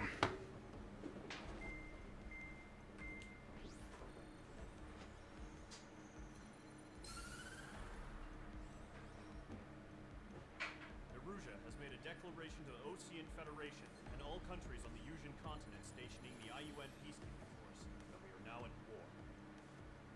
Right after the declaration was made, surprise attacks began around the continent that have inflicted major damage to our armed forces. Forces aligned with Erusia are currently appearing throughout Usia. The combination of these forces has overwhelmed the majority of the continent, and they are now encroaching on us in the east. Additionally, the multinational space elevator has been seized by the Erusian military.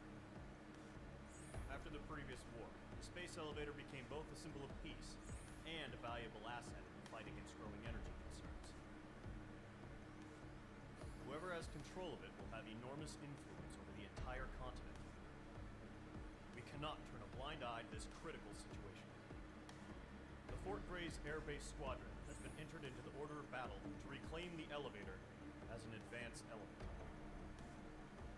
First, you will attack all hostiles coming in the east of Schofield Plateau to stop any interference with the Allied ground troops. The enemy has deployed several vehicles equipped with anti-air radar along the roads. You are to destroy them. They should not pose much of a threat. However, there is a high likelihood that the attack will draw more enemy air support. If that happens, fight them off swiftly and establish air superiority.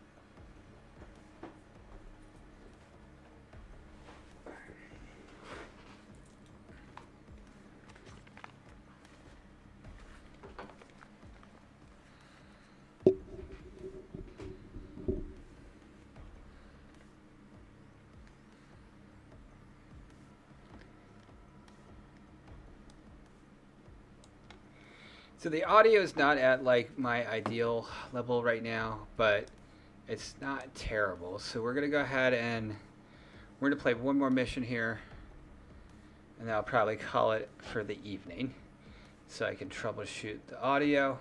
But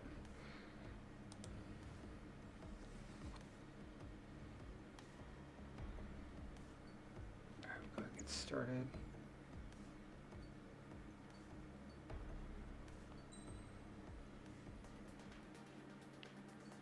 All right, for this one, we're gonna switch it up for ground. All right, yeah. All right.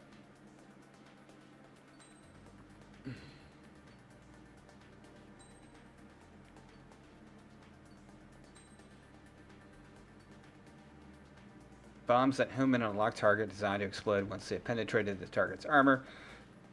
They are potentially devastating. Okay.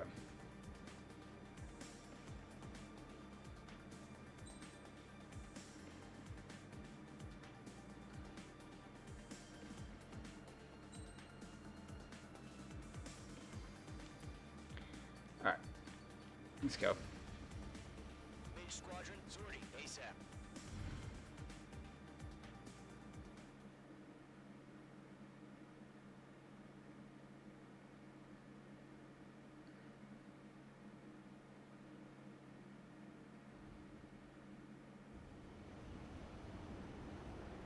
Current target is on rails, but there's still military vehicles and anti-air weaponry.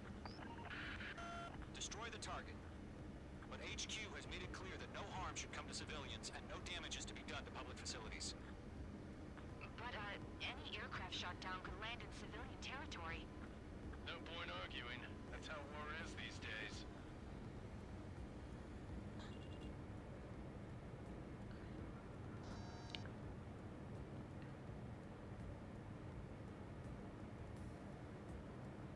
Do you have visual on the anti-air radar vehicles? They should be close. Yep. Whoa, pull up. Locked. Mage 2, vehicle destroyed. Fire the AA! Complete our vehicle out of there! We don't have any anti-air weaponry in place yet. It's popping off now, Trigger. The war has officially begun.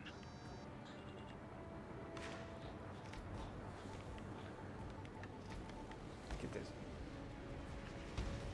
Target eliminated. The anti-air radar vehicle's been destroyed! Missile Over the launched. radar car! They've got their anti-air guns aimed right at us. Narrate! All right. Attacked by enemy aircraft! Let's get back here. We're using the containers now. Those weapons are meant for tactical flexibility. Where's our support? If we don't get some fighters through, the whole base is gone! Come on.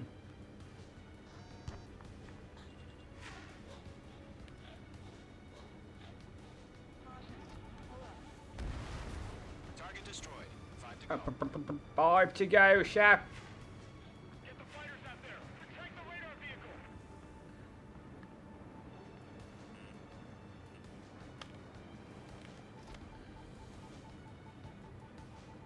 Locked on. Requesting permission to move the vehicle! We can't wait any longer! We need interceptors now! Target destroyed. 3 to go. Continue to engage at your discretion. Enemy interceptors inbound. Prepare to engage in 30 seconds. Wilco, here they come. Take them down. I know. Go, go, go. Pay attention to who's on what side. The newest IFF is connected to our entire force via satellites. Pull up. Pull up. So trust your radars. Enemy's airstrikes are flawless. We're done for! Missile incoming. Blink!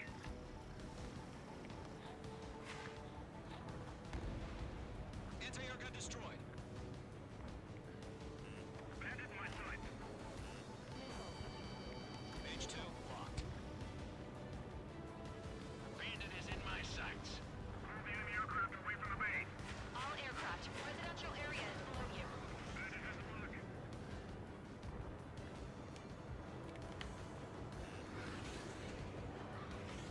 Mage 2, enemy has a lock on you.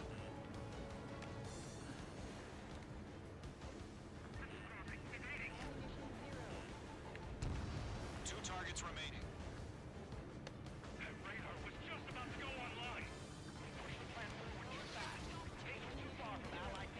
Oh, crap. Come on. Come on.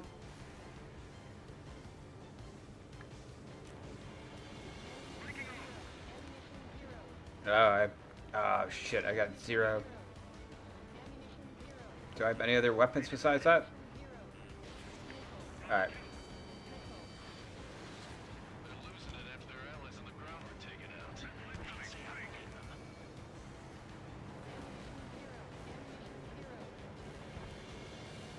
That's right. Okay. It didn't connect.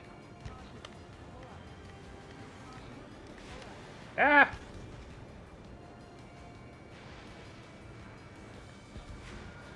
Target destroyed. You're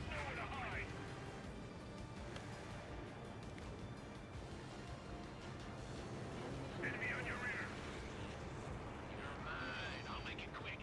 Crap. Come.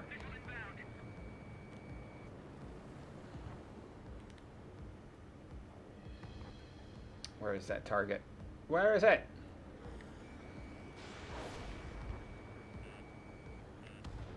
Trigger, there's one more to go. Missile!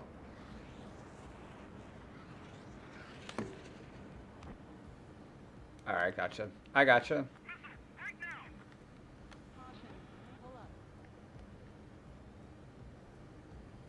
Is it right there? Yeah, there we go. That was the last radar vehicle. Great work. Radar vehicle's destroyed, but the interceptor shows no sign of retreating. Take it out. Continue with the mission. Crush as many as you can. Let's go. They withdraw. What? They gonna bring their buddies back from the dead? Targets? Alright. No, they're not linked to the radar vehicles. Launch manual. Redo the setup. Break. Here's some feedback for those war merchants. Write your manuals in a language we can understand. Missile, right now! Okay, let's completely blind those bastards. Let's go. Enemy transports are taxiing. That's a miss. I'm taking fire, but I can still fight. There's an enemy on your tail. I'm glued to this one. I've got the numbers and the strike. This is School 6. Enemy is locked on me. There you go. The clouds don't just affect your field of vision. They also mess with your HUD and radar. The Seekers can sometimes lose their lock-on to their targets, too. Box 2.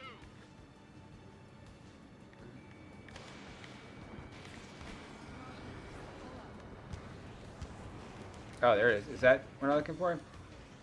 Mage 2, bandit under 6. H2. Box 2.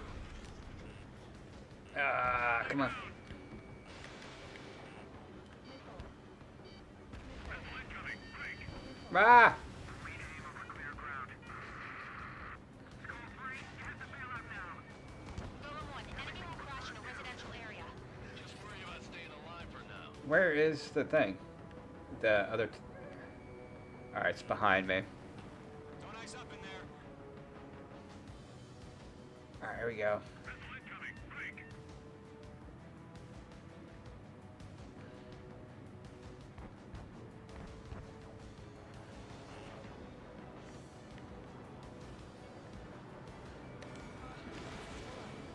The enemy has a lock on me. Radar lock acquired. There we go. Missile incoming. Break. Are you telling me we can't even avenge our fallen? Box 2.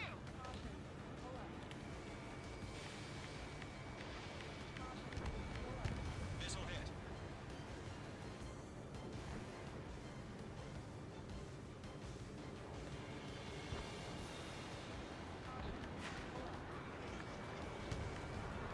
Ah, Radar network. come Come on, come on, come on, come on. Oh, there's one. Fox 2. Ah! Oh no! Mission failed. Alright. Alright, we'll play it one more time. We can do this.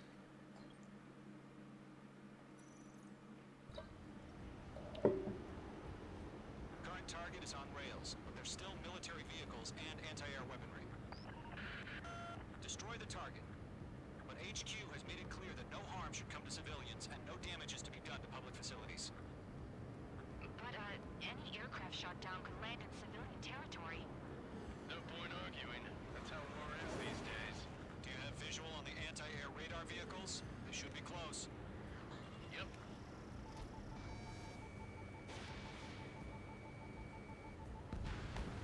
Target is down.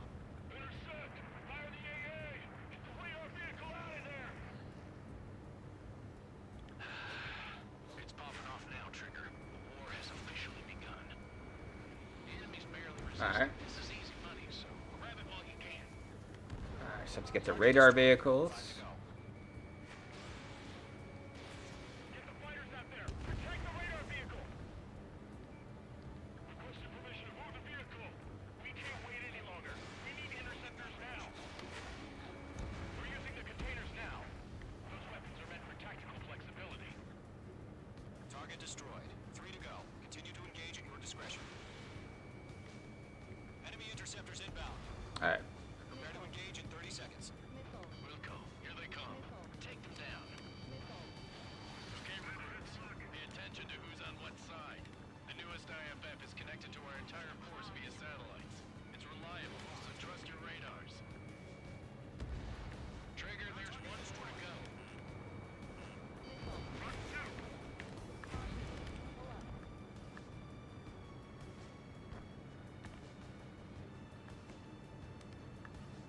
Go, come on, come on, come on.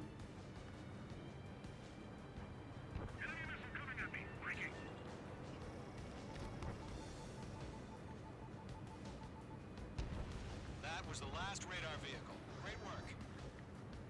Now what am I doing? What do I have to do now? Vehicle's destroyed, but the interceptor shows no sign of retreating. What is the interceptor? Where is the Continue with interceptor? the mission. Crush as many as you can. Okay. Alright, I gotcha.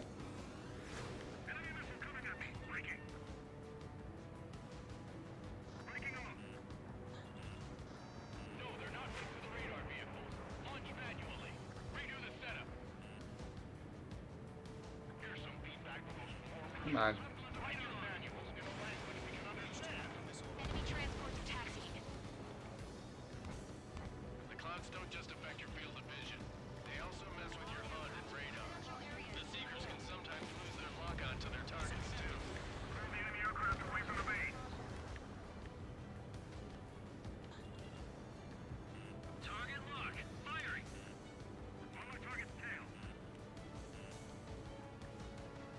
Golem 1, Fox 2. That's a miss. Heads up. Bandit behind you. Let's take the radar vehicle. Return fire. The enemy has a lock on me. Alright, so I have to take out. All right. This base is worth destroying. Alright.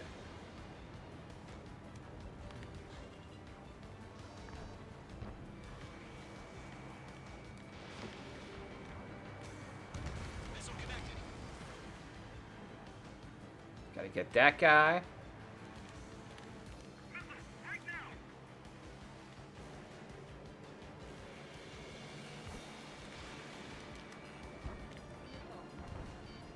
Golem 2, Fox 2. Enemy behind you. Heads up. Good work, Trigger. The enemy's a lovely pile of scrap. There we go.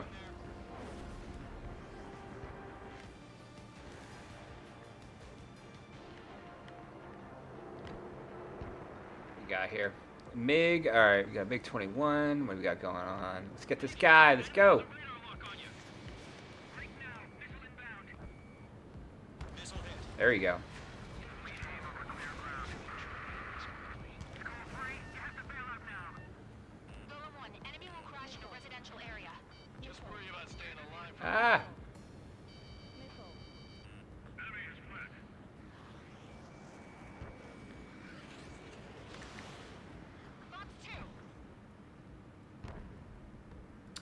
we got here? What do you got here? Come on.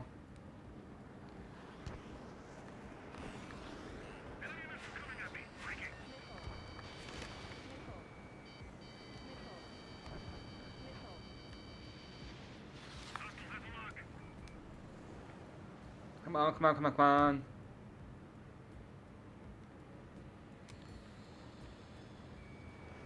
Targeting gun range. Page 2 locked.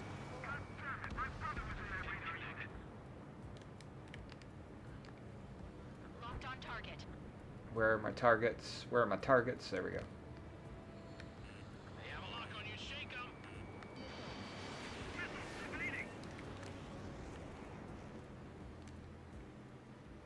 Ah, come on, come on, come on, come on.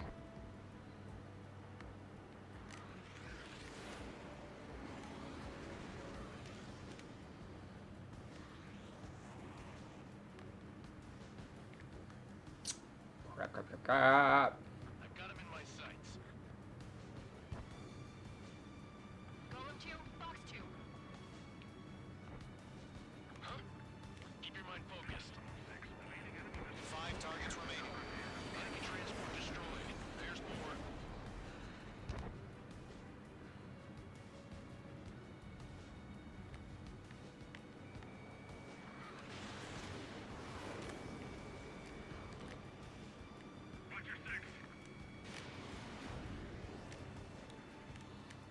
Come on, come on, come on, come on.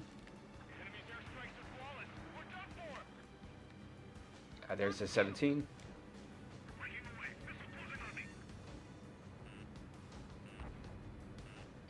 Caution, missile! All No. transports have been destroyed. All right. What were they carrying? 4 targets remaining. On his tail.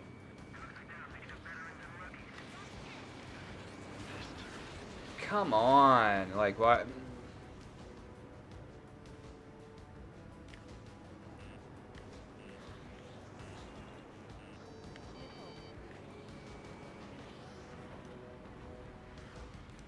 Let's go, let's go, let's go. Get him.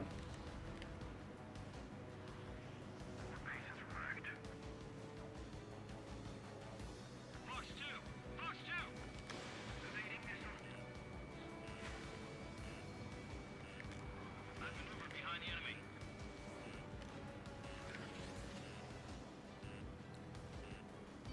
Missile inbound. Evade.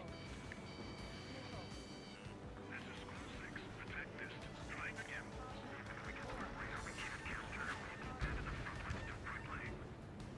Heads up. Bandit behind you.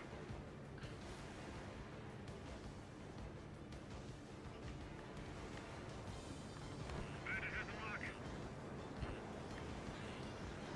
Come on, come on, come on, come on.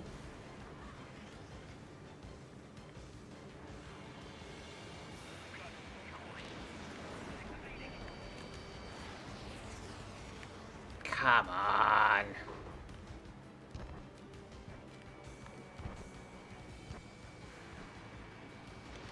Page 2. Missile launch. All right, we're gonna do this.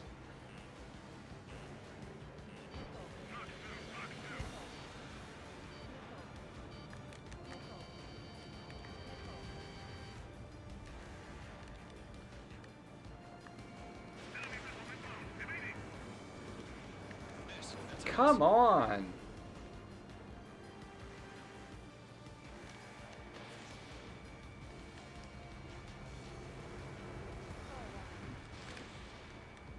Behind target and ready to attack. All right. Column 2, you can't go after every target.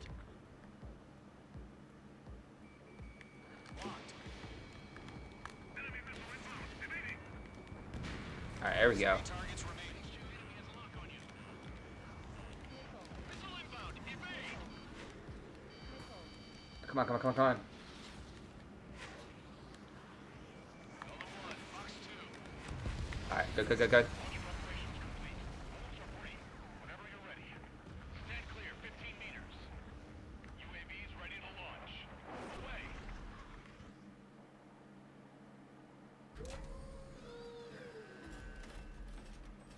Wait.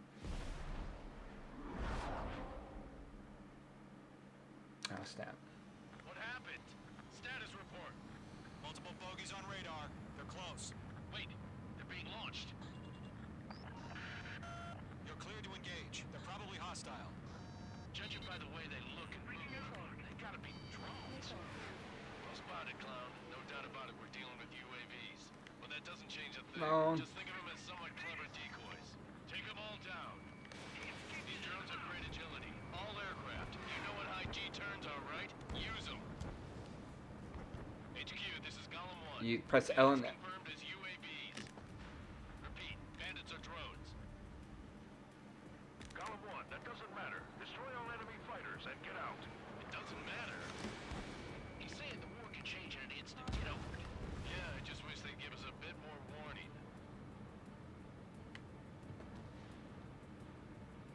there we go. Target. Golem Squadron, surround them. Missed.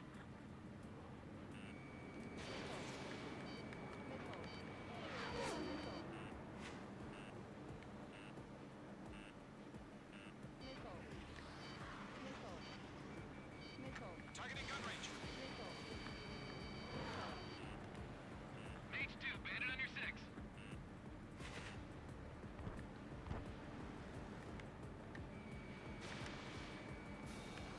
Feels like I'm riding a roller coaster up here. He's mine. He's not getting away. Fox 2, Fox 2. Alright, we'll try this guy. There we go. UAV confirmed destroyed. Hell yeah. Golem Squadron, you're not gonna let Mage get all the glory, are ya? 3 enemies to go. Oh, no, got it.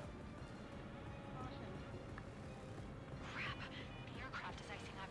I'm getting a warning. Get out of the clouds, the ice will melt. Shit. I got an enemy in front of me and behind me. Oh, no. Pull up, pull up, pull up, pull up, pull up, pull up, pull up, pull up! Yes! On his tail.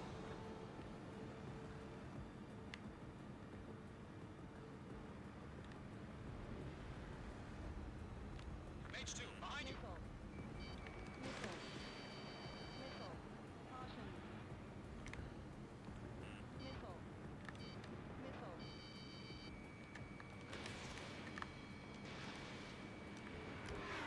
Come on.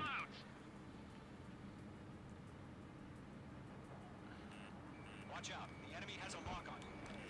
Golem 2, Fox 2. Missile inbound, evade.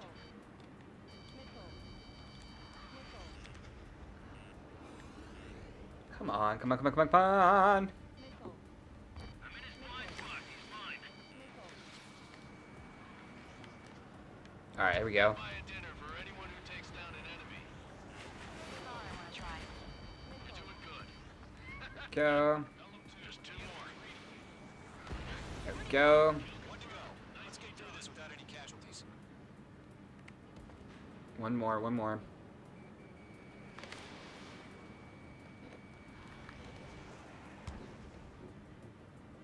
I have 1 missile left.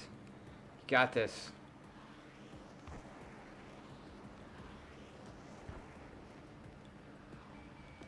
Mage 2, locked. Don't want to be in the clouds. I'm icing up. So, drones don't feel the G-force, huh? Missiles remaining. Yes. Nice kill, Trigger. Enemy aircraft confirmed down. Nice, nice, Skies nice. are clear. Nice work, everyone. Mission complete. RTB. No casualties. We couldn't have done any better. Returning to base. I don't know. Maybe the bandits we took down caused civilian casualties. No point arguing. That's how war is these days. You shoot, someone gets killed. The guys in charge take care of the rest. Alright. Thomas. Current target is on. Alright, so Military vehicles and anti-air weaponry. I think I'm going to call it for the evening. I need to troubleshoot my sound issues. It's okay. Atlantis doesn't have any music anyway. So. Alright.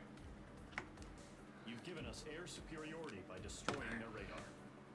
The first barrier keeping us from retaking the space elevator is gone. Now is the time to group up and begin the counteroffensive. Let us reclaim what is ours.